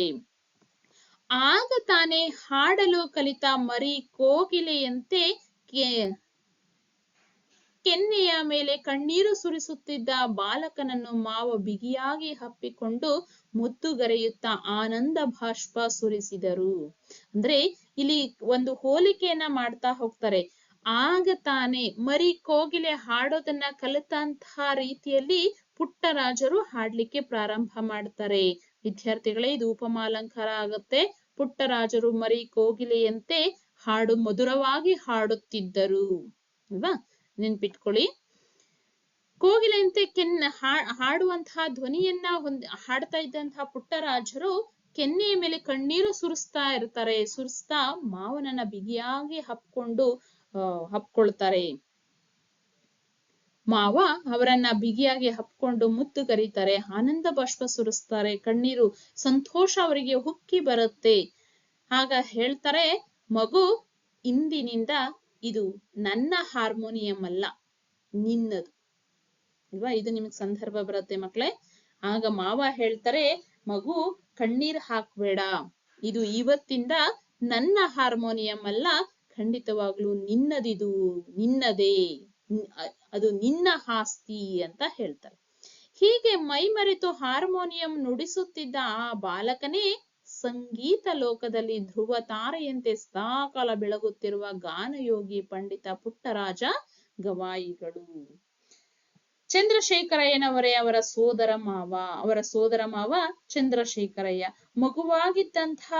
ಮಗುವಾಗಿ ಮೊಗ್ಗಿನಂತೆ ಹರಳುತ್ತಾ ಇದ್ದಂತಹ ಪುಟ್ಟರಾಜರನ್ನ ಗುರುತಿಸಿ ಆ ಒಂದು ಮೊಗ್ಗನ್ನ ಅಥವಾ ಬೆಳೀತಾ ಇರುವಂತಹ ಚಿಗುರನ್ನ ಒಳ್ಳೆಯ ರೀತಿಯಲ್ಲಿ ಸಂಸ್ಕರಿಸಿ ಅದನ್ನ ಬೆಳೆಸಿದ್ರಲ್ಲ ಚಂದ್ರಶೇಖರಯ್ಯನವರು, ಅವರು ಪುಟ್ಟರಾಜರನ್ನ ಕರ್ನಾಟಕಕ್ಕೆ ಕೊಡುಗೆಯಾಗಿ ಕೊಟ್ಟಿದ್ದಾರೆ ಅಂತ ಹೇಳ್ಬೋದು. ಅಂದ್ರೆ ಅವರು ಇವತ್ತಿಗೂ ಸಹ ಸಂಗೀತ ಲೋಕದಲ್ಲಿ ಧ್ರುವ ತಾರೆಯಂತೆ ಬೆಳಗುತ್ತಾ ಇದ್ದಾರೆ. ಅವರ ಮಾವನೇ ಚಂದ್ರಶೇಖರಯ್ಯ ಅಲ್ವಾ? ಅರ್ಥ ಆಗಿದೆ ಮಕ್ಕಳೇ? ತುಂಬಾ ಸರಳವಾಗಿದೆ, ಸುಂದರವಾಗಿದೆ. ದಯವಿಟ್ಟು ಕೇಳಿಸ್ಕೊಳ್ಳಿ, ಒಮ್ಮೆ ಓದಿ, ಖಂಡಿತ ಅರ್ಥ ಆಗತ್ತೆ. ಪಂಚಾಕ್ಷರಿ ಗವಾಯಿಗಳಲ್ಲಿ ಶಿಷ್ಯತ್ವ. ಹೇಗೆ ಪಂಚಾಕ್ಷರಿ ಗವಾಯಿಗಳ ಬಳಿ ಬಂದು ಪುಟ್ಟರಾಜರು ಸೇರ್ಕೊಳ್ತಾರೆ, ಹೇಗೆ ಅವರ ಶಿಷ್ಯತ್ವವನ್ನ ಸ್ವೀಕರಿಸ್ತಾರೆ ಅನ್ನುವಂಥದ್ದು ಈ ಒಂದು ಪ್ಯಾರಾಗ್ರಾಫ್ ಅಲ್ಲಿ ನೋಡಬಹುದು ನಾವು. ಸಂಗೀತ ಲೋಕದ ಜಗದ್ಗುರು ಪಂಡಿತ ಪಂಚಾಕ್ಷರ ಗವಾಯಿಗಳ ಸಂಚಾರಿ ಸಂಗೀತ ಪಾಠಶಾಲೆ ಒಮ್ಮೆ ಗವಿ ಮಠದಲ್ಲಿ ಕ್ಯಾಂಪ್ ಮಾಡಿತ್ತು. ಅಂದ್ರೆ ಆಗಲೇ ಪಂಚಾಕ್ಷರಿ ಗವಾಯಿಗಳು ತುಂಬಾ ಪ್ರಸಿದ್ಧಿಯನ್ನ ಪಡೆದಿದ್ದಂಥವ್ರು. ಅವರು ಜಗದ್ಗುರು ಅಂದ್ರೆ ಜಗತ್ತಿಗೆ ಗುರುವಾದಂಥವರು, ಸಂಗೀತ ಜಗತ್ತಿಗೆ ಗುರುವಾದಂತಹ ಪಂಡಿತ ಪಂಚಾಕ್ಷರಿ ಗವಾಯಿಗಳವರು ಸಂಚಾರಿ ಸಂಗೀತ ಪಾಠಶಾಲೆ ಅಂದ್ರೆ ಒಂದು ಶಾಲೆಯನ್ನ, ಮಕ್ಕಳಿಗೆ ಸಂಗೀತವನ್ನ ಹೇಳಿಕೊಡುವಂತಹ ಕೆಲಸವನ್ನ ಮಾಡ್ತಾ ಇದ್ರು. ಇದು ಸಂಚಾರಿ ಅಂದ್ರೆ ಒಂದು ಕಡೆಯಿಂದ ಮತ್ತೊಂದು ಕಡೆಗೆ ಹೋಗ್ತಾ ಇರ್ತಾರೆ. ಒಂದೇ ಕಡೆ ನೆಲೆ ನಿಂತು ಕಲಿಸುವಂತದ್ದಲ್ಲ. ಒಂದೆರಡು ಮೂರು ಊರುಗಳ ಮಧ್ಯದಲ್ಲಿ ಒಂದು ಕಡೆ ಅವರು ಕ್ಯಾಂಪ್ ಮಾಡ್ತಾರೆ, ಒಂದಷ್ಟು ದಿವಸ ಅಲ್ಲಿ ಉಳ್ಕೊಳ್ತಾರೆ. ಹಾಗೇನೆ ಒಂದು ಸಾರಿ ಇವರ ಸಂಚಾರಿ ಸಂಗೀತ ಪಾಠಶಾಲೆ ಏನಿತ್ತಲ್ಲ, ಇದು ಗವಿ ಮಠದಲ್ಲಿ ಕ್ಯಾಂಪ್ ಮಾಡಿರುತ್ತೆ. ಗವಿ ಮಠದಲ್ಲಿ ಕ್ಯಾಂಪ್ ಹಾಕಿರ್ತಾರೆ. ಅಲ್ಲಿಗೆ ಮಾವನವರೊಂದಿಗೆ ಪುಟ್ಟಯ್ಯನು ಬಂದು, ಅಲ್ಲಿಗೆ ಅವರ ಮಾವ ಚಂದ್ರಶೇಖರಯ್ಯನವರ ಜೊತೆ ಪುಟ್ಟಯ್ಯನು ಬರ್ತಾರೆ. ಬಂದು ಗುರುಗಳಾದ ಪಂಚಾಕ್ಷರ ಗವಾಯಿಗಳ ಶಿಷ್ಯತ್ವವನ್ನ ಸ್ವೀಕರಿಸ್ತಾರೆ. ಪುಟ್ಟರಾಜ ಗವಾಯಿಗಳನ್ನ ಪಂಚಾಕ್ಷರಿ ಗವಾಯಿಗಳ ಬಳಿ ಶಿಷ್ಯರಾಗಿ ಅವರ ಸೋದರ ಮಾವ ಚಂದ್ರಶೇಖರಯ್ಯನವರು ಸೇರಿಸ್ತಾರೆ. ಆ ಮೂಲಕ ಪ್ರೀತಿಯ ಶಿಷ್ಯರಲ್ಲಿ ಈತನು ಒಬ್ಬನಾಗ್ತಾನೆ. ಇದು ಪುಟ್ಟಯ್ಯ ಪಂಚಾಕ್ಷರಿ ಗವಾಯಿಗಳಲ್ಲಿ ಶಿಷ್ಯನಾದಂತಹ ಬಗೆ. ಅಂದ್ರೆ ಗವಿ ಮಠದಲ್ಲಿ ಕ್ಯಾಂಪ್ ಹಾಕಿರ್ತಾರೆ. ಆ ಟೈಮಲ್ಲಿ ಚಂದ್ರಶೇಖರಯ್ಯನವರ ಜೊತೆಯಲ್ಲಿ ಬಂದಂತಹ ಪುಟ್ಟಯ್ಯ ಪಂಚಾಕ್ಷರಿ ಗವಾಯಿಗಳ ಶಿಷ್ಯರಾಗ್ತಾರೆ. ಅವರ ಪ್ರೀತಿಯ ಶಿಷ್ಯರಲ್ಲಿ ಒಬ್ಬರಾಗ್ತಾರೆ. ಪುಟ್ಟಯ್ಯನು ಅನ್ಕೊಂಡಿಲ್ಲ, ನಾನೊಬ್ಬ ಅಂಧ ಬಾಲಕ, ನನ್ನಿಂದೇನಾಗಲು ಸಾಧ್ಯ? ಜಗತ್ತನ್ನು ನೋಡದ ನನಗೆ ಜಗತ್ತಿಗೆ ಏನು ಕೊಡಲು ಸಾಧ್ಯ? ಇದ್ದಷ್ಟು ದಿನ ಗುರು ಸೇವೆ ಮಾಡುತ್ತಾ ಊಟ ಸಿಕ್ಕಲ್ಲಿ ಹೊಟ್ಟೆ ಹೊರೆದು ನೆಲ ಸಿಕ್ಕಲ್ಲಿ ಶಯನಗೈದು ಈ ಬದುಕನ್ನು ಮುಗಿಸಿದರಾಯಿತು ಎಂದು ವಿಷಣ್ಣ ಭಾವದಲ್ಲಿ ಇರುತ್ತಿರಲಿಲ್ಲ. ವಿಷಣ್ಣ ಭಾವನೆ ಅಂತಂದ್ರೆ ಆ ಒಂದು ಗಿಲ್ಟಿ ಫೀಲ್ ಇರ್ಲಿಲ್ಲ. ಏನಂತ, ನಾನೊಬ್ಬ ಅಂಧ ಬಾಲಕ, ನನ್ನ ಕಣ್ಣು ಕಾಣಿಸ್ತಿರುವಂತಹ ಬಾಲಕ, ನನ್ನಿಂದ ಏನ್ ಮಾಡೋದಕ್ ಸಾಧ್ಯ ಇದೆ? ನಾನೊಬ್ಬ ಅಂಧ ಬಾಲಕ, ನನ್ನಿಂದ ಏನ್ ಮಾಡೋದಕ್ ಸಾಧ್ಯ ಇದೆ? ಕಣ್ಣು ಕಾಣಿಸ್ತಿ ಅಂತ ಕುರುಡ ನಾನು, ನನ್ನಿಂದ ಏನ್ ಮಾಡೋದಕ್ ಸಾಧ್ಯ ಇದೆ? ಜಗತ್ತನ್ನ ನೋಡ್ಲಿಕ್ ಸಾಧ್ಯ ಇಲ್ಲ, ಅಥವಾ ಜಗತ್ತಿಗೆ ನಾನು ಏನು ಕೊಡೋದಕ್ಕೂ ಆಗಲ್ಲ. ಇದ್ದಷ್ಟು ದಿವಸ, ಎಷ್ಟು ದಿವಸ ಇರ್ತೀನೋ ಅಷ್ಟು ದಿವಸ ಒಬ್ಬ ಗುರು ಸಿಕ್ಕಿದ್ದಾರೆ, ಆ ಗುರುವಿನ ಸೇವೆ ಮಾಡ್ಕೊಂಡು ಅವ್ರು ಊಟ ಕೊಟ್ಟಾಗ ತಿಂದ್ಕೊಂಡು ಎಲ್ಲಿ ಜಾಗ ಸಿಗುತ್ತೋ ಅಲ್ಲಿ ಕಣ್ಣು ಮುಚ್ಚಿ ಎದ್ದು ಶಯನಗೈದು ಅಂದ್ರೆ ನಿದ್ದೆ ಮಾಡಿ ಬದುಕನ್ನ ಮುಗಿಸಿದ್ರಾಯ್ತು ಬಿಡು, ನಾನು ಏನ್ ಸಾಧನೆ ಮಾಡುವಂಗಿದ್ದೀನಿ ಅನ್ನುವಂತಹ ಫೀಲ್ ಅವರಲ್ಲಿ ಇರ್ಲಿಲ್ಲ. ಈ ಭಾವನೆ ಅವರಲ್ಲಿ ಇರ್ಲಿಲ್ಲ ಅಂತ ಹೇಳ್ತಾರೆ ಅಲ್ವಾ. ನಾವು ಅಷ್ಟೇ, ನಮ್ ಕೈಲಿ ಏನ್ ಮಾಡೋದಕ್ ಸಾಧ್ಯ? ಒಂದ್ ತರಗತಿಯಲ್ಲಿ ತುಂಬಾ ಚೆನ್ನಾಗಿ ಓದುವಂತಹ ಮಕ್ಳು ಇರ್ತಾರೆ. ಅಷ್ಟು ಚೆನ್ನಾಗಿ ಓದ್ತಾರಪ್ಪ, ಅವರಷ್ಟು ಮಾರ್ಕ್ಸ್ ನಾನು ತೆಗಿಲಿಕ್ ಸಾಧ್ಯ ಇದೆಯಾ? ಬೇಡ, ಖಂಡಿತ ಇಲ್ಲ. ಒಬ್ಬರಂತೆ ಇನ್ನೊಬ್ರು ಇರ್ಬೇಕು ಅಂತ ಏನಿಲ್ಲ. ಅವರ ಕೈಲಾದಷ್ಟು ಅವರು ಪಡ್ತಾರೆ, ನಿಮ್ಮ ಕೈಲಾದಷ್ಟು ನೀವು ಪಡೀರಿ. ನಿಮ್ಮ ಶ್ರಮಕ್ಕೆ ನಿಮಗೆ ಫಲ ಸಿಗುತ್ತೆ. ಖಂಡಿತ ಈ ಭಾವನೆಯನ್ನ ಬೆಳೆಸ್ಕೋಬೇಕು. ಎಸ್, ನಾನ್ ಮಾಡುವಂಥದ್ದು ಕರೆಕ್ಟ್ ಆಗಿದೆ, ನನ್ನ ಕೈಯಲ್ಲಿ ಇಷ್ಟು ಸಾಧ್ಯ, ಅಷ್ಟೇ ಮಾಡೋಣ ಅನ್ನುವಂತಹ ಭಾವನೆಯಲ್ಲಿ ನಾವು ಮುಂದುವರೆದ್ರೆ ಖಂಡಿತ ನಮ್ಗೆ ಫಲ ಸಿಗುತ್ತೆ ಮಕ್ಕಳೇ. ಪಂಚಾಕ್ಷರಿ ಗುರುಗಳನ್ನು ಅನುಸರಿಸಬೇಕು. ಅವರ ನುಡಿಯೇ ನನಗೆ ಮಂತ್ರ ಆಗ್ಬೇಕು, ಅವರ ನಡೆಯೇ ನನಗೆ ಆಚಾರವಾಗಬೇಕು ಎಂದು ನಿರ್ಧರಿಸಿದ 8 ವರ್ಷದ ಬಾಲಕ ಪುಟ್ಟಯ್ಯ. ಇವರು ಪಾಸಿಟಿವ್ ಆಗಿ, ಧನಾತ್ಮಕವಾಗಿ ಯೋಚನೆ ಮಾಡ್ತಾರೆ. ನಾನು ಪಂಚಾಕ್ಷರಿ ಗುರುಗಳನ್ನ ಸರ್ವಸ್ವ ಅಂತ ನಂಬಬೇಕು, ಅವರನ್ನ ನಾನು ಅನುಸರಿಸಬೇಕು, ಅವರ ನುಡಿ, ಅವರ ಮಾತೇ ನನಗೆ ಮಂತ್ರಾಕ್ಷತೆ ಆಗ್ಬೇಕು, ಅವರ ಮಾತು ನನಗೆ ಮಂತ್ರವಿದ್ದಂತೆ, ಅವರ ನಡೆ, ಅವರು ಯಾವ ರೀತಿಯಾಗಿ ನಡ್ಕೊಳ್ತಾರೆ, ಅವರ ದಿನನಿತ್ಯದ ಚಟುವಟಿಕೆಗಳೇನು, ಅವರು ಮಾಡುವಂತಹ ಕೆಲಸವೇನು, ಅದೆಲ್ಲ ನನಗೂ ವೃದ್ಧಿಸ್ಬೇಕು. ಅವರ ಆ ನಡೆಯೇ ನನಗೆ ಆಚಾರ ಆಗ್ಬೇಕು, ಅದೇ ನನಗೆ ಸಂಪ್ರದಾಯ ಆಗ್ಬೇಕು ಎಂದು ನಿರ್ಧರಿಸ್ಕೊಳ್ತಾರೆ. 8 ವರ್ಷದ ಬಾಲಕ. ಮಕ್ಕಳೇ ನೆನ್ಪಿಟ್ಕೊಡಿ, ನಮ್ಗೆ 18 ವರ್ಷ ಆದ್ರೂ ನಮ್ಮನ್ನ ನಾವು ತಿಳ್ಕೊಂಡಿರಲ್ಲ ಅಲ್ವಾ. ಸೊ 8 ವರ್ಷದ ಬಾಲಕನಲ್ಲಿ ಈ ಒಂದು ಭಾವನೆ ಬಂತು ಅಂದ್ರೆ 16 ವರ್ಷದ ಮಕ್ಕಳಾದ ನಮ್ಮಲ್ಲಿ ಬರಬಾರದಾ? ಬರ್ಲಿಕ್ಕೆ ಸಾಧ್ಯ ಇದೆ. ಖಂಡಿತ ಪ್ರಯತ್ನ ಪಡಬೇಕು ಮಕ್ಕಳೇ. ತನ್ನ ಎಲ್ಲ ಸಹಪಾಠಿಗಳಿಗಿಂತ ಬಲು ಬೇಗ ಗುರುಗಳು ಹೇಳಿದ್ದನ್ನು ಗ್ರಹಿಸಿ ಕಲಿತುಕೊಂಡರು. ಈ ಒಂದು ಭಾವನೆಯಲ್ಲಿ ಸೇರಿದಂತಹ ಪುಟ್ಟರಾಜರು ಸಹಪಾಠಿಗಳೇನಿರ್ತಾರೆ ಅವರಿಗಿಂತ ಹೆಚ್ಚು ಬೇಗ ಕಲ್ತ್ಕೊಳ್ತಾರೆ. ಗುರು ಶಿಷ್ಯರೀರ್ವರು ಅಂಧರು. ಇದು ತುಂಬಾ ಚೆನ್ನಾಗಿ ನಾವು ನೆನ್ಪಿಟ್ಕೋಬೇಕಾಗಿರೋದು. ಗುರುಗೂ ಕಣ್ಣು ಕಾಣಲ್ಲ, ಶಿಷ್ಯನಿಗೂ ಕಣ್ಣು ಕಾಣಲ್ಲ, ಆದರೆ ಅವರ ಬಾಹ್ಯ ಕಣ್ಣು ಹಳಿಸಿದ್ದರೂ ಅಂತರಂಗದ ಕಣ್ಣು ಅರಳಿತ್ತು.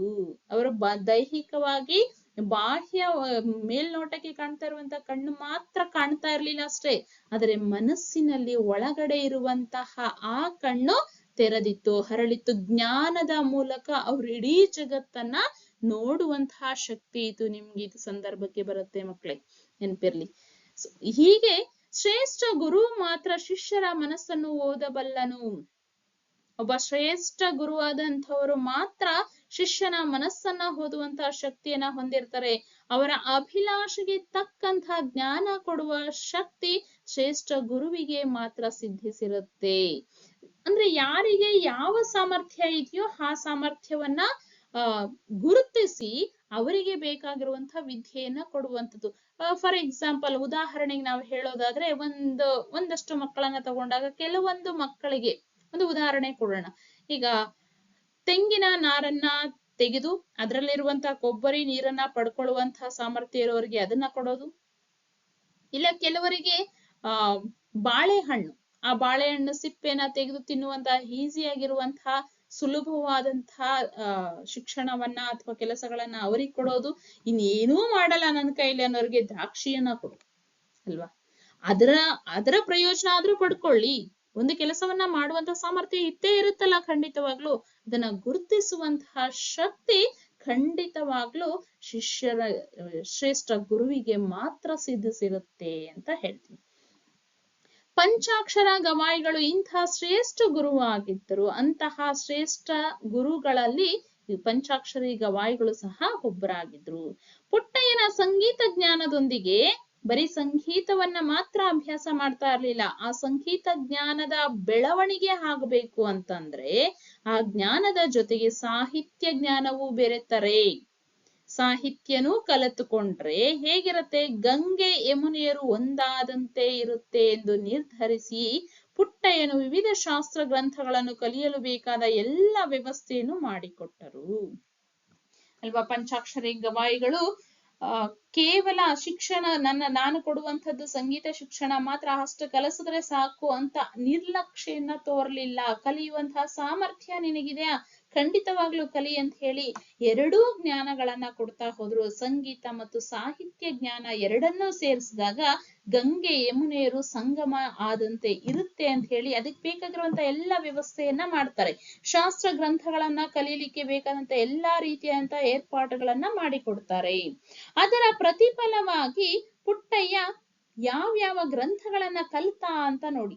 ಪಾಣಿನಿಯ ಅಷ್ಟಾಧ್ಯಾಯಿ ಗ್ರಂಥವನ್ನ, ಪಾಣಿನಿಯ ಅಷ್ಟಾಧ್ಯಾಯಿ, ಶರ್ವವರ್ಮನ ಕಾತಂತ್ರ, ಕೇಶಿರಾಜನ ಶಬ್ದಮಣಿ ದರ್ಪಣ, ನಿಜಗುಣ ಶಿವಯೋಗಿಗಳ ಕೈವಲ್ಯ ಪದ್ಧತಿ ಜೊತೆಗೆ ತರ್ಕಶಾಸ್ತ್ರ, ನ್ಯಾಯಶಾಸ್ತ್ರ, ಶಬ್ದಾನುಶಾಸ್ತ್ರ, ಛಂದಶಾಸ್ತ್ರ ಹಾಗೂ ಕನ್ನಡ ವ್ಯಾಕರಣವನ್ನು ಶಾಸ್ತ್ರಬದ್ಧವಾಗಿ ಕಲಿತರು.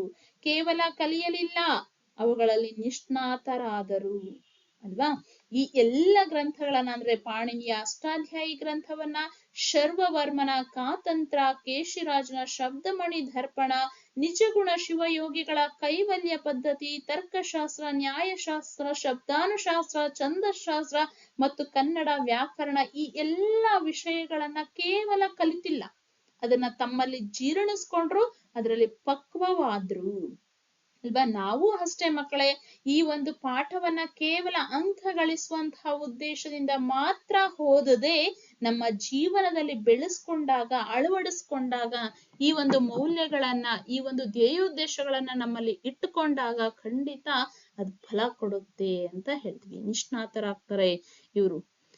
ಕಣ್ಣು ಕಾಣದ ಪುಟ್ಟರಾಜರು ಸದಾಕಾಲ ಬೇರೆಯವರ ಸಹಾಯ ಪಡೆದೇ ಓದಿಸುವ ಹಾಗೂ ಬರೆಸುವ ಕೆಲಸ ಮಾಡಬೇಕಾಗಿತ್ತು ಅಲ್ವಾ. ಕಣ್ಣು ಕಾಣ್ತಾ ಇಲ್ವಾ, ಸಹಪಾಠಿಗಳು ಯಾರಿಗೆ ಕಣ್ಣು ಕಾಣ್ತಾ ಇದೆ ಅವರ ಮೂಲಕ ಹೇಳಿಸ್ಕೋಬೇಕಾಗಿತ್ತು. ಅವರು ಓದ್ತಾ ಇದ್ರು, ಇವರು ಕೇಳಿಸ್ಕೊಳ್ತಾ ಇದ್ರು. ಈ ಕೆಲಸ ಮಾಡ್ಬೇಕು. ಇನ್ನೊಬ್ಬರಿಗೆ ತೊಂದರೆಯನ್ನ ಕೊಟ್ಟೇ ಕಲಿಬೇಕಾಗಿತ್ತಲ್ಲ. ಇದರಿಂದ ಮುಕ್ತರಾಗಲು ಪುಟ್ಟರಾಜರು ಬ್ರೈಲ್ ಲಿಪಿಯನ್ನ ಕಲಿತರು. ಇನ್ನೊಬ್ಬರ ಮೇಲೆ ಡಿಪೆಂಡ್ ಆಗಿರಬಾರ್ದು, ಇನ್ನೊಬ್ಬರನ್ನ ಅವಲಂಬಿಸದೆ ನಾನು ಓದಬೇಕು ಅಂತ ಹೇಳಿ ಬ್ರೈಲ್ ಲಿಪಿಯನ್ನ ಕಲಿತ್ಕೊಳ್ತಾರೆ. ಬ್ರೈಲ್ ಲಿಪಿ ನೀವಿಲ್ಲಿ ನೋಡ್ತಾ ಇರ್ಬೋದು. ಲೂಯಿಸ್ ಬ್ರೈಲ್, ಅಂಧರ ಪಾಲಿಗೆ ಬೆಳಕಾದ ಬ್ರೈಲ್ ಲಿಪಿಯನ್ನ ಕಂಡು ಹಿಡಿದಂತಹ ಒಬ್ಬ ವ್ಯಕ್ತಿ. ಯಾಕೆ ಕಂಡು ಹಿಡಿತಾರೆ ಹೇಳಿ? ಅವರಿಗೆ ಸಮಸ್ಯೆ ಬಂದಾಗ ಆ ಸಮಸ್ಯೆಯಿಂದ ಪಾರಾಗ್ಲಿಕ್ಕೆ ಪ್ರಯತ್ನ ಪಡ್ತಾರೆ. ನಾವು ಅಷ್ಟೇ, ಒಬ್ಬ ಸಾಧಕರಾಗಬೇಕು ಅಂದ್ರೆ ಸಮಸ್ಯೆಗಳು ಬರಲೇಬೇಕು. ಆ ಸಮಸ್ಯೆಗಳನ್ನ ಎದುರಿಸಿದಾಗಲೇ ನಾವು ಸಾಧನೆ ಮಾಡ್ಲಿಕ್ಕೆ ಸಾಧ್ಯ ಇದೆ.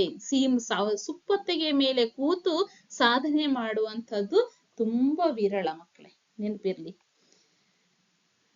ಅದರಲ್ಲಿ ಪಾರಂಗತ ಬ್ರೈಲ್ ಲಿಪಿಯನ್ನ ಕಲಿತು ಅದರಲ್ಲಿ ಪಾರಂಗತರಾಗ್ತಾರೆ, ತುಂಬಾ ಪ್ರಸಿದ್ಧಿಯನ್ನ ಪಡ್ಕೊಳ್ತಾರೆ. ಇನ್ನು ಇವರು ಸಮಾಜಕ್ಕೆ ಹೇಗೆ ಅರ್ಪಿತರಾಗ್ತಾರೆ ಅಲ್ವಾ? ಸಮಾಜಕ್ಕೆ ಮುಡುಪಾದದ್ದು ಹೇಗೆ? ಮುಡುಪಾದ ಜೀವ. ಪಂಚಾಕ್ಷರಿ ಗವಾಯಿಗಳ ಸಂಚಾರಿ ಪಾಠಶಾಲೆ ಹೊಳೆ ಹಾಲೂರಿನಲ್ಲಿ ಕ್ಯಾಂಪ್ ಹಾಕಿದ್ದ ಸಂದರ್ಭದಲ್ಲಿ ತಾಯಿಯಾದ ಸಿದ್ದಮ್ಮನವರು ಬೆಳೆದು ದೊಡ್ಡವನಾದ ಪುಟ್ಟರಾಜನನ್ನು ಕಾಣಲು ಬಂದರು ಅಲ್ವಾ?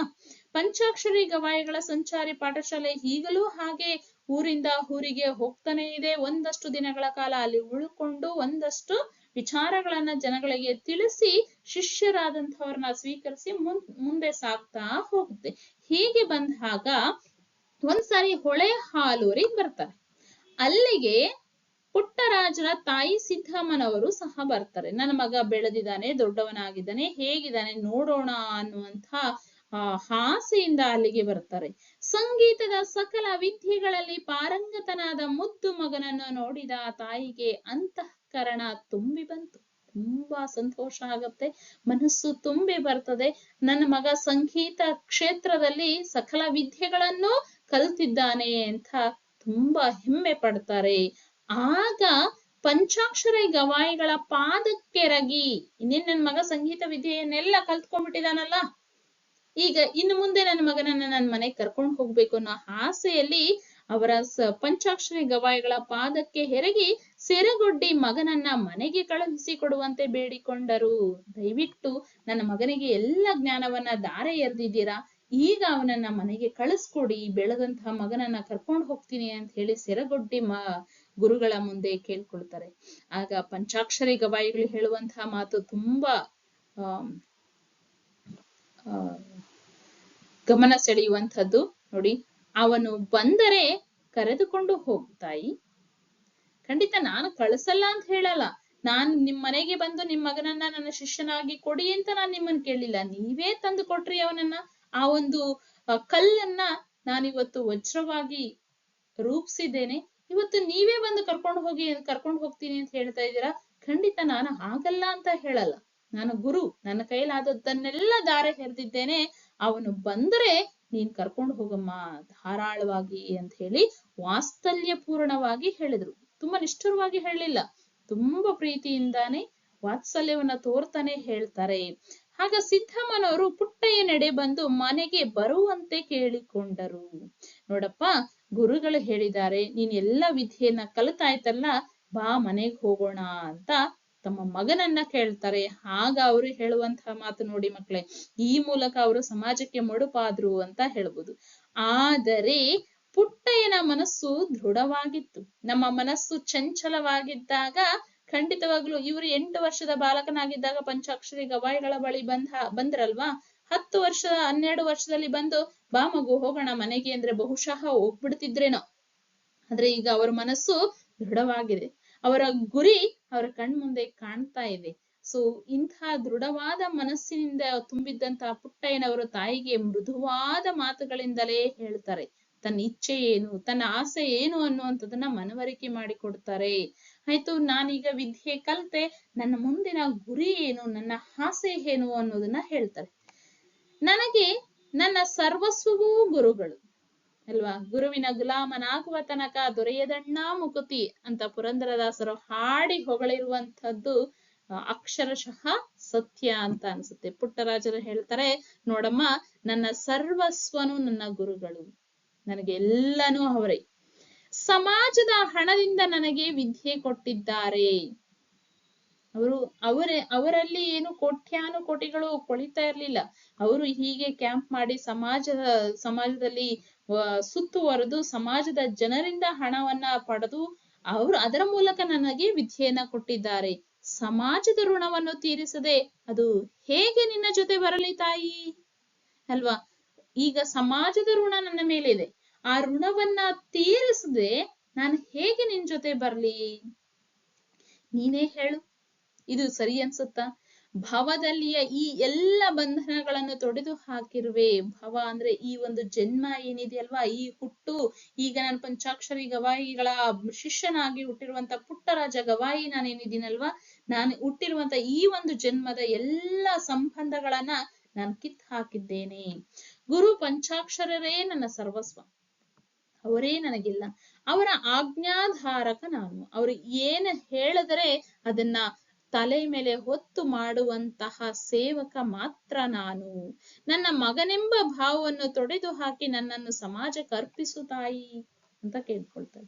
ನಾನ್ ನಿನ್ನ ಮಗ, ಅದಕ್ಕೆ ಹೆಮ್ಮೆ ಪಡ್ತೇನೆ ಅಲ್ವಾ. ನಾನ್ ನಿನ್ನ ಮಗ ಅನ್ನುವಂತಹ ಆ ಭಾವನೆ ಏನಿದೆಯಲ್ಲ, ಆ ಒಂದು ವ್ಯಾಮೋಹ ಮೋಹ ಏನಿದೆಯಲ್ಲ, ನನ್ನ ಮಗನಾಗಿರೋದ್ರಿಂದ ನೀನ್ ನನ್ನ ಬಳಿನೇ ಇರ್ಬೇಕು ಅನ್ನೋಂತ ವ್ಯಾಮೋಹ ಏನಿದೆಯಲ್ಲ, ಅದನ್ನ ಕಿತ್ತು ಹಾಕಿ ಖಂಡಿತವಾಗ್ಲೂ ನೀನ್ ನನ್ನ ಸಮಾಜಕ್ಕೆ ಅರ್ಪಿಸು ಅಂತ ಕೇಳ್ಕೊಳ್ತಾರೆ. ತುಂಬಾ ಸರಳವಾಗಿದೆ ಮಕ್ಕಳೇ, ಅರ್ಥ ಆಗಿದೆ ಅನ್ಕೊಳ್ತೇನೆ. ಎಂದು ತಾಯಿ ಸಿದ್ದಮ್ಮನವರ ಪಾದಕ್ಕೆರಗಿ ಆರ್ಥರಾದರು. ತಾಯಿ ಕಾಲಿಗೆ ಬಿದ್ದು ನಮಸ್ಕಾರ ಮಾಡಿ ಕಣ್ಣೀರು ಸುರಿಸ್ತಾರೆ.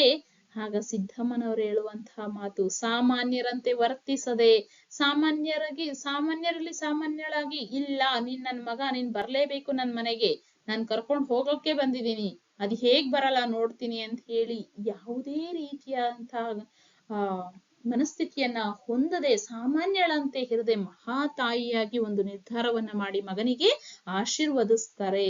ಏನಂತ ಗೊತ್ತಾ ಮಕ್ಕಳೇ, ಇದು ನಿಮ್ಗೆ 2-3 ವಾಕ್ಯಕ್ಕೆ ಬರುತ್ತೆ. ನಿನ್ನಂತಹ ಶ್ರೇಷ್ಠ ಪುತ್ರ ರತ್ನವೊಂದನ್ನು ಹೆತ್ತ ಭಾಗ್ಯ ನನ್ನದಾಗಲಿ. ನೀನ್ ಬರೀ ಮಗ ಅಲ್ಲ, ಮುತ್ತಿನಂತಹ ಮಗ, ರತ್ನ ನೀನು. ನಿನ್ನಂತಹ ಮಗನಿಗೆ ಜನ್ಮ ಕೊಟ್ಟಂತಹ ಭಾಗ್ಯ ನನಗೆ ಉಳ್ಕೊಳ್ಳಿ ಮಗು, ಅಷ್ಟು ಸಾಕು. ನೀನ್ ಹೇಳದಂತೆ ನಾನು ವ್ಯಾಮೋಹವನ್ನ ಬಿಟ್ಬಿಡ್ತೇನೆ. ನಿನಗೆ ಹೆಂಡತಿ ಮಕ್ಕಳು ಸಂಸಾರವೆಂಬ ಬಂಧನದಲ್ಲಿ ಬಂದಿಯಾಗುವುದು ನಿನಗಿಷ್ಟವಿಲ್ಲದಿದ್ದರೆ ನನ್ನ ಜೊತೆ ಬರುವುದು ಬೇಡ ಮಗನೇ. ನನ್ನ ಜೊತೆ ಬಂದ್ರೆ ನಿನಗೆ ಮುಂದಿನ ಗುರಿ ಏನ್ ಗೊತ್ತಾ? ಮದುವೆ, ಮಕ್ಕಳು, ಆ ಮಕ್ಕಳನ್ನ ಬೆಳೆಸುವಂಥದ್ದು. ಇದೇ ನಿನ್ನ ಜೀವನ. ನಿನಗೆ ಇದರಲ್ಲಿ ಈ ಒಂದು ಕಟ್ಟುಪಾಡುಗಳಲ್ಲಿ ಈ ಒಂದು ಬಂಧನದಲ್ಲಿ ಸಿಗಾಕೊಳ್ಳೋ ನಿನಗೆ ಇಷ್ಟ ಇಲ್ಲ ಅಂತಂದ್ರೆ ಖಂಡಿತವಾಗ್ಲೂ ನನ್ನ ಜೊತೆ ಬರ್ಬೇಡ. ಗುರು ಪಂಚಾಕ್ಷರರು ತೋರುವ ಮಾರ್ಗದಲ್ಲಿ ನೀನು ನಡೆದು ಅಮರನಾಗು ಕಂದ. ನಿನ್ನ ಹೆಸರು ಅಜರಾಮರವಾಗಿ ಉಳ್ಕೊಳ್ಳಿ. ನೀನು ಪಂಚಾಕ್ಷರಿ ಗವಾಯಿಗಳ ಶಿಷ್ಯತ್ವವನ್ನ ಸ್ವೀಕರಿಸಿದೀಯಾ, ಅವರು ಹೇಳಿದಂತೆ ಅವರು ತೋರಿದ ಮಾರ್ಗದಲ್ಲಿ ಸಾಗಿ ನೀನು ಶಾಶ್ವತವಾಗಿ ಸಮಾಜದಲ್ಲಿ ಉಳಿ ಅಂತ ಹೇಳ್ತಾರೆ. ಎಂದು ಮಗನನ್ನು ಅಂತಃಕರಣ ತುಂಬಿ ಹರಸಿ ಭಾರವಾದ ಹೃದಯದಿಂದ ದೇವರ ಹೊಸಪೇಟೆಗೆ ಮರಳಿದರು. ಮತ್ತೆ ತುಂಬಾ ಪ್ರೀತಿಯಿಂದ ಆತ್ಮೀಯವಾಗಿ ಅವರನ್ನ ಅಪ್ಕೊಂಡು ಅವರಿಗೆ ಆಶೀರ್ವಾದ ಮಾಡಿ ನೋವಿನಿಂದ ಹೊರ ಹೋಗ್ತಾರೆ. ಖಂಡಿತ ಅವ್ರಿಗೆ ಆಶೀರ್ವಾದ ಮಾಡಿದ್ರು ಸಹ ಎಲ್ಲೋ ಒಂದ್ ಕಡೆ ಮಾತೃ ಹೃದಯ ಇರುತ್ತಲ್ಲ, ಅದಕ್ಕೆ ಒಂಚೂರು ನೋವಾಗುತ್ತೆ. ಆದರೆ ಆ ಒಂದು ಸಣ್ಣ ನೋವನ್ನ ಸಹಿಸ್ಕೊಂಡಿದ್ದಕ್ಕೆ ಇಂಥ ದೊಡ್ಡ ರತ್ನ ನಮ್ಮ ಪಾಲಿಗೆ ಉಳ್ಕೊಳ್ತು ಅಂತ ಹೇಳ್ಬೋದು. ಪುಟ್ಟರಾಜರು ಲೌಕಿಕ ಬಂಧನಗಳ ಹೊಸ್ತಿಲನ್ನು ದಾಟಿ ಅನಿಕೇತನರಾದರು. ಅಂದ್ರೆ ಈಗ ಲೌಕಿಕ ಜೀವನದ ಒಂದು ಬಲೆ ಇತ್ತಲ್ಲ, ಆ ಬಲೆಯಿಂದ ಅವರೇ ಹೊರಗಡೆ ಬಂದ್ಬಿಟ್ರು. ಹೊರಗಡೆ ಬಂದು ಅನಿಕೇತನ, ಓ ನನ್ನ ಚೇತನ ಹಾಗೂ ನೀ ಅನಿಕೇತನ ಅಂತ ಕುವೆಂಪುರವರು ಸುಮ್ನೆ ಹಾಡದ್ರ. ಅನಿಕೇತನ ಅಂದ್ರೆ ನಿನಗೆ ಮನೆ ಇಲ್ಲದೆ ಇರುವಂತ, ಅಂದ್ರೆ ಸಮಾಜವೇ ನಿನಗೆ ಮನೆಯಾಗಲಿ, ಇಡೀ ವಿಶ್ವವೇ ನಿನಗೆ ಮನೆಯಾಗಲಿ, ಒಂದು ಮನೆಗೆ ಮೀಸಲಾಗ್ಬೇಡ ನೀನು ಅಂತ ಹೇಳಿ ಅನಿಕೇತರಾಗ್ತಾರೆ. ಇವರು ಗಾಂಧಿ ತತ್ವಾನುಯಾಯಿಗಳಾದ ಪಂಚಾಕ್ಷರ ಗವಾಯಿಗಳು. ಗಾಂಧಿ ತತ್ವವನ್ನ ಪಾಲಿಸ್ತಾ ಇರ್ತಾರೆ. ಅವರು ಭಾರತ ಸ್ವಾತಂತ್ರ್ಯ ಚಳುವಳಿಗೆ ಮುಖ್ಯ ಪ್ರೇರಣೆಗಳಲ್ಲೊಂದಾದ ಖಾದಿ ಬಟ್ಟೆಯನ್ನು ಧರಿಸಿಕೊಳ್ಳುವುದರ ಮೂಲಕ ಸ್ವದೇಶಿ ಆಂದೋಲನಕ್ಕೆ ಕೈ ಜೋಡಿಸಿದರು. ಸ್ವಾತಂತ್ರ್ಯ ಹೋರಾಟದಲ್ಲಿ ಭಾಗಿಯಾಗಬೇಕು ಅಂತ ಹೇಳಿ ಗಾಂಧಿಯಿಂದ ಇನ್ಸ್ಪೈರ್ ಆಗ್ತಾರೆ, ಪ್ರೇರೇಪಿತರಾಗ್ತಾರೆ. ಆದ್ರಿಂದ ಖಾದಿ ಬಟ್ಟೆಗಳನ್ನ ತೊಡಬೇಕು ಅಂತ ನಿರ್ಧಾರ ಮಾಡ್ತಾರೆ. ನಿಮಗೆ 1 ಅಂಕದ ಪ್ರಶ್ನೆ 2 ರೀತಿಯಾಗಿ ಕೇಳಬಹುದು ಮಕ್ಕಳೇ. ಪುಟ್ಟರಾಜರು ಸ್ವದೇಶಿ ಆಂದೋಲನಕ್ಕೆ ಕೈ ಜೋಡಿಸಲು ಕಾರಣವೇನು? ಅಲ್ವಾ? ಗಾಂಧಿಯಿಂದ ಪ್ರೇರೇಪಿತರಾದಂತಹ ಪುಟ್ಟರಾಜರು ಖಾದಿ ಬಟ್ಟೆಯನ್ನು ಧರಿಸಿಕೊಳ್ಳುವುದರ ಮೂಲಕ ಸ್ವದೇಶಿ ಆಂದೋಲನಕ್ಕೆ ಕೈ ಜೋಡಿಸಿದರು. ಅವರೊಂದಿಗೆ ಪುಟ್ಟರಾಜರು ಸ್ವದೇಶಿ ಆಂದೋಲನ ಅಂತಂದ್ರೆ ತಮ್ಮ ದೇಶದ ಪರವಾಗಿ ನಿಂತು ಚಳುವಳಿಯನ್ನ ಮಾಡುವಂತಹದ್ದು. ಅಂದ್ರೆ ಖಾದಿ ಬಟ್ಟೆಗಳು ತಯಾರಾಗ್ತಾ ಇದ್ದದ್ದು ಭಾರತದಲ್ಲೇ ಅಲ್ವಾ. ಸೊ ಹಾಗಾಗಿ ಖಾದಿ ಬಟ್ಟೆಗಳನ್ನ ತೊಡೋ ಮೂಲಕ ಗಾಂಧೀಜಿಯವರ ಪರವಾಗಿ ಸ್ವಾತಂತ್ರ್ಯ ಹೋರಾಟಕ್ಕೆ ಬೆಂಬಲವನ್ನ ಸೂಚಿಸ್ತಾರೆ. ಖಾದಿ ಬಟ್ಟೆಯನ್ನು ತೊಡುವಂತ ಪ್ರತಿಜ್ಞೆ ಮಾಡಿದ್ರು. ಹಾಲಿನಂತ ಮನಸ್ಸುಳ್ಳ ಪುಟ್ಟರಾಜರು ತಮ್ಮ ಜೀವನದುದ್ದಕ್ಕೂ ಶುಭ್ರವಾದ ಖಾದಿ ಬಟ್ಟೆಗಳನ್ನು ಧರಿಸಿ ಭಾರತೀಯತ್ವಕ್ಕೆ ಮಾದರಿಯಾದರು. ಇವರ ಮನಸ್ಸು ಸಹ ಹಾಲಿನಂತೆ ವಿಶಾಲವಾದಂತಹ ಶುದ್ಧವಾದಂತಹ ಮನಸ್ಸು. ಇವರಿಗೆ ಹೇಳಿ ಮಾಡಿಸಿದಂತೆ ಇತ್ತು ಆ ಒಂದು ಖಾದಿ ವಸ್ತ್ರ. ಇದನ್ನ ಜೀವನ ಪರ್ಯಂತ ಅವರು ನಡೆಸ್ಕೊಂಡೇ ಬಂದ್ರು. ಶುಭ್ರವಾದ ಬಿಳಿಯ ಉದ್ದನೆಯ ಅಂಗಿ. ಅವರ ವೇಷಭೂಷಣ ಹೇಗಿತ್ತು ಅಂತ, ಶುಭ್ರವಾದ ಅಂದ್ರೆ ಸ್ವಚ್ಛವಾಗಿರುವಂತಹ ಕ್ಲೀನ್ ಆಗಿರುವಂತಹ ಬಿಳಿಯ ಉದ್ದನೆಯ ಅಂಗಿಯನ್ನ ಹಾಕ್ತಾ ಇದ್ರು. ಪಂಚೆ ಧೋತ್ರವನ್ನ ಕಟ್ತಾ ಇದ್ರು. ತಲೆಗೆ ಕೆಂಪು ಪೇಟವನ್ನ ಪಟಗ ಅಂತ ಕರೀತಾರೆ, ಕೆಂಪು ಪೇಟವನ್ನ ಹಾಕಿದ್ರು. ಇಲ್ಲಿ ನೋಡಿ ಚಿತ್ರದಲ್ಲಿ ಕಾಣ್ತಾ ಇದೆಯಲ್ಲ ನಿಮ್ಗೆ, ಧೋತಿ, ಅಂಗಿ ಮತ್ತೆ ಪೇಟ. ನೊಸಲಲ್ಲಿ ತ್ರಿಪುಂಡ ಭಸ್ಮ, ತ್ರಿಪುಂಡ್ರ ಭಸ್ಮ. ನೊಸಲಲ್ಲಿ ತ್ರಿಪುಂಡ್ರ ಅಂತಂದ್ರೆ ವಿಭೂತಿಯನ್ನ ಹಣೆಯಲ್ಲಿ ಇಟ್ಟಿದ್ರು. ಕೊರಳಲ್ಲಿ ರುದ್ರಾಕ್ಷಿ ಮಾಲೆ ಕಾಣ್ತಾ ಇದೆ, ಕೊರಳಲ್ಲಿ ರುದ್ರಾಕ್ಷಿ ಮಾಲೆ. ಪಾದಗಳಿಗೆ ಅರಿವೆಯ ಪಟ್ಟಿಕೆಯನ್ನು ಜೋಡಿಸಿದ ಕಟ್ಟಿಗೆಯ ಹಾವುಗೆಗಳು. ಕೈಯಲ್ಲಿ ಉದ್ದನೆಯ ಬೆತ್ತ. ಇವು ಪುಟ್ಟರಾಜರ ಬಾಹ್ಯ ವ್ಯಕ್ತಿತ್ವದ ಗುರುತುಗಳಾಗಿದ್ದವು. ಉದ್ದನೆಯ ಅಂಗಿ, ಪಂಚೆ, ಕೆಂಪು ಪೇಟ ಮತ್ತೆ ವಿಭೂತಿ, ಕೊರಳಲ್ಲಿ ರುದ್ರಾಕ್ಷಿ ಮಾಲೆ, ಹಾಗೆ ಪಾದಗಳಿಗೆ ಅವರು ಏನ್ ಚಪ್ಪಲಿಗಳನ್ನ ಹಾಕ್ತಾ ಇದ್ರಲ್ಲ ಅವು ಹೇಗಿತ್ತು ಅಂದ್ರೆ ಅರಿವೆ ಬಟ್ಟೆಯ ಪಟ್ಟಿಯನ್ನ ಕಟ್ಟಿರುವಂತ ಕಟ್ಟಿಗೆಯ ಪಾದರಕ್ಷೆಗಳಾಗಿದ್ದುವು. ಅವುಗಳನ್ನ ಹಾಕೊಳ್ತಾ ಇದ್ರು. ಮತ್ತೆ ಕೈಯಲ್ಲಿ ಒಂದು ಉದ್ದವಾದಂತಹ ಬೆತ್ತ ಇರ್ತಿತ್ತು. ಇವು ಇವರ ಬಾಹ್ಯ ವ್ಯಕ್ತಿತ್ವದ ಗುರುತುಗಳಾಗಿದ್ದವು ಅಲ್ವಾ. ಹೀಗೆ ಪುಟ್ಟರಾಜರು ಕನ್ನಡ, ಹಿಂದಿ, ಸಂಸ್ಕೃತ ಭಾಷೆಗಳಲ್ಲಿ ಅಗಾಧ ಪಾಂಡಿತ್ಯ ಗಳಿಸುವುದರೊಂದಿಗೆ ಗಾಯನ, ವಾದನ, ಸಾಹಿತ್ಯ, ಕೀರ್ತನ ಮೊದಲಾದ ಕ್ಷೇತ್ರಗಳಲ್ಲಿ ವಿಶಿಷ್ಟ ಸಾಧನೆ ಮಾಡಿ ಜ್ಞಾನಯೋಗಿ, ಗಾನಯೋಗಿ ಎಂದು ಪ್ರಸಿದ್ಧರಾದರು. ಮಕ್ಕಳೇ, ನಿಮಗೆ ಕೇಳ್ತಾರೆ, ಪುಟ್ಟರಾಜರು ಯಾವ ಯಾವ ಭಾಷೆಗಳಲ್ಲಿ ಪಾಂಡಿತ್ಯವನ್ನ ಹೊಂದಿದ್ರು? ಕನ್ನಡ ಗೊತ್ತಿತ್ತು, ಹಿಂದಿ ಮತ್ತು ಸಂಸ್ಕೃತ ಭಾಷೆಗಳಲ್ಲಿ ಅಗಾಧವಾದಂತಹ ಪಾಂಡಿತ್ಯವನ್ನ ಹೊಂದಿದ್ರು. ಅಷ್ಟೇ ಅಲ್ಲ, ಹಾಡುವಂಥದ್ದು ಗೊತ್ತಿತ್ತು, ಸಾಹಿತ್ಯ, ಕೀರ್ತನೆ ಇವೆಲ್ಲ ಕ್ಷೇತ್ರಗಳಲ್ಲಿ ಮಾಡಿ ಸಾಧನೆ ಮಾಡಿ ಜ್ಞಾನಯೋಗಿ, ಗಾನಯೋಗಿ. ಜ್ಞಾನ ಅಂತಂದ್ರೆ ಪಾಂಡಿತ್ಯವನ್ನ ಗಳಿಸ್ಕೊಳ್ಳೋದು, ಗಾನ ಅಂತಂದ್ರೆ ಹಾಡುವಂಥದ್ದು. ಇವೆರಡರಲ್ಲೂ ಪ್ರಸಿದ್ಧಿಯನ್ನ ಹೊಂದಿದ್ರು. ಕನ್ನಡ, ಸಂಸ್ಕೃತ, ಹಿಂದಿ ಭಾಷೆಗಳಲ್ಲಿ 75ಕ್ಕೂ ಅಧಿಕ ಕೃತಿಗಳನ್ನು ರಚಿಸಿ ತ್ರಿಭಾಷಾ ಕವಿಯಾದರು. 3 ಭಾಷೆಗಳಲ್ಲಿ, ಕನ್ನಡ, ಸಂಸ್ಕೃತ ಮತ್ತು ಹಿಂದಿ ಭಾಷೆಗಳಲ್ಲಿ ಸುಮಾರು 75ಕ್ಕೂ ಅಧಿಕ ಕೃತಿಗಳನ್ನ ರಚನೆ ಮಾಡಿದ್ದಾರೆ. ತ್ರಿಭಾಷಾ ಕವಿ, 3 ಭಾಷೆಗಳಲ್ಲಿ ಪಾಂಡಿತ್ಯವನ್ನ ಹೊಂದಿ ಕೃತಿಗಳನ್ನ ರಚನೆ ಮಾಡಿದಂತಹ ಕವಿ ಅಂತ ಅನಿಸ್ಕೊಂಡ್ರು. ಅವರ ಸಾಧನೆಗೆ ಯಾವೆಲ್ಲ ಪ್ರಶಸ್ತಿಗಳನ್ನ ನೀಡಿ ಗೌರವಿಸಲಾಗಿದೆ ಅಂದ್ರೆ ನಾಡೋಜ ಪ್ರಶಸ್ತಿ, ಬಸವಶ್ರೀ ಪ್ರಶಸ್ತಿ, ಪದ್ಮಭೂಷಣ, ಗೌರವ ಡಾಕ್ಟರೇಟ್ ಮುಂತಾದ ಗೌರವ ಪ್ರಶಸ್ತಿಗಳು ಸಾಲುಗಟ್ಟಿ ಬಂದವು. ಹೀಗೆ ಸಂಗೀತ ಲೋಕದ ಧ್ರುವ ನಕ್ಷತ್ರರಾಗಿ ಸಾವಿರಾರು ಶಿಷ್ಯರ ಬದುಕಿಗೆ ದಿವ್ಯ ಬೆಳಕಾದ ಗಾನಯೋಗಿ ಡಾಕ್ಟರ್ ಪಂಡಿತ ಪುಟ್ಟರಾಜ ಗವಾಯಿಗಳು ದಿನಾಂಕ 17/9/2010 ಅನಂತದಲ್ಲಿ ಅನಂತವಾದರು, ಇತಿಹಾಸದಲ್ಲಿ ಅಮರರಾದರು. ಇಷ್ಟೆಲ್ಲ ಸಾಧನೆ ಮಾಡಿದಂತಹ ಪಂಡಿತ ಪುಟ್ಟರಾಜ ಗವಾಯಿಗಳು ಅನೇಕ ಸಾವಿರಾರು ಶಿಷ್ಯರನ್ನ ಬೆಳೆಸಿದಂತಹ ಇವರು 2010ರಲ್ಲಿ ಇಹಲೋಕವನ್ನ ತ್ಯಜಿಸ್ತಾರೆ. ಖಂಡಿತ ಮಕ್ಕಳೇ, ನಮಗೂ ಇವರು ಮಾದರಿಯಾಗಬಲ್ಲರು. ಕಣ್ಣಿಲ್ಲದೆ ಇಷ್ಟೆಲ್ಲ ಸಾಧನೆ ಮಾಡದಂತಹ ಪುಟ್ಟರಾಜರು ನಮಗೆ ಮಾದರಿಯಾಗಿ ಕಣ್ಣಿದ್ದು ನಾವು ಇದರಲ್ಲಿ ಒಂದು ಭಾಗ ಸಾಧನೆ ಮಾಡುವಂತಹ ಪ್ರಯತ್ನ ಮಾಡಬಹುದು, ಮಾಡ್ಲಿಕ್ಕೆ ಸಾಧ್ಯ ಇದೆ. ಖಂಡಿತ ನೀವೆಲ್ಲ ಇದನ್ನ ಅಳವಡಿಸ್ಕೊಳ್ತೀರ ತಮ್ಮ ಜೀವನದಲ್ಲಿ ಅಂತ ಭಾವಿಸ್ತೇನೆ. ಧನ್ಯವಾದಗಳು. ಇವತ್ತಿನ ಈ ಒಂದು ತರಗತಿ ಪಾಠ ನಿಮ್ಗೆ ಅರ್ಥ ಆಗಿದ್ರೆ, ಇಷ್ಟ ಆಗಿದ್ರೆ ದಯವಿಟ್ಟು ಒಂದು ಕಮೆಂಟ್ ಮಾಡಿ. ಹಾಗೆ ಇದುವರೆಗೂ ಸಬ್ಸ್ಕ್ರೈಬ್ ಮಾಡದೆ ನಮ್ಮ ವಿಡಿಯೋವನ್ನ ನೋಡ್ತಾ ಇದ್ರೆ ಒಂದು ಸಬ್ಸ್ಕ್ರೈಬ್ ಮಾಡಿ, ಲೈಕ್ ಮಾಡಿ, ಶೇರ್ ಮಾಡಿ. ಹಾಗೆ ಮುಂದಿನ ಪಾಠ ಪದ್ಯಗಳಿಗಾಗಿ, ವ್ಯಾಕರಣಾಂಶಗಳಿಗಾಗಿ ಕಮೆಂಟ್ ಬಾಕ್ಸ್ ಅಲ್ಲಿ ತಿಳಿಸಿ. ಖಂಡಿತ ಆ ಒಂದು ಪಾಠಗಳನ್ನ, ಪದ್ಯಗಳನ್ನ, ವ್ಯಾಕರಣಾಂಶದ ತರಗತಿಗಳನ್ನ ನಡೆಸ್ಕೊಡಕ್ಕೆ ಪ್ರಯತ್ನ ಪಡ್ತೀನಿ. ಯಾವ ತರಗತಿ, ಯಾವ ಪಾಠ, ಯಾವ ಪದ್ಯ, ಈ ಒಂದು ವಿಚಾರಗಳನ್ನ ಕಮೆಂಟ್ ಬಾಕ್ಸ್ ಅಲ್ಲಿ ಹಂಚ್ಕೊಳ್ಳಿ ಮಕ್ಕಳೇ. ಧನ್ಯವಾದಗಳು.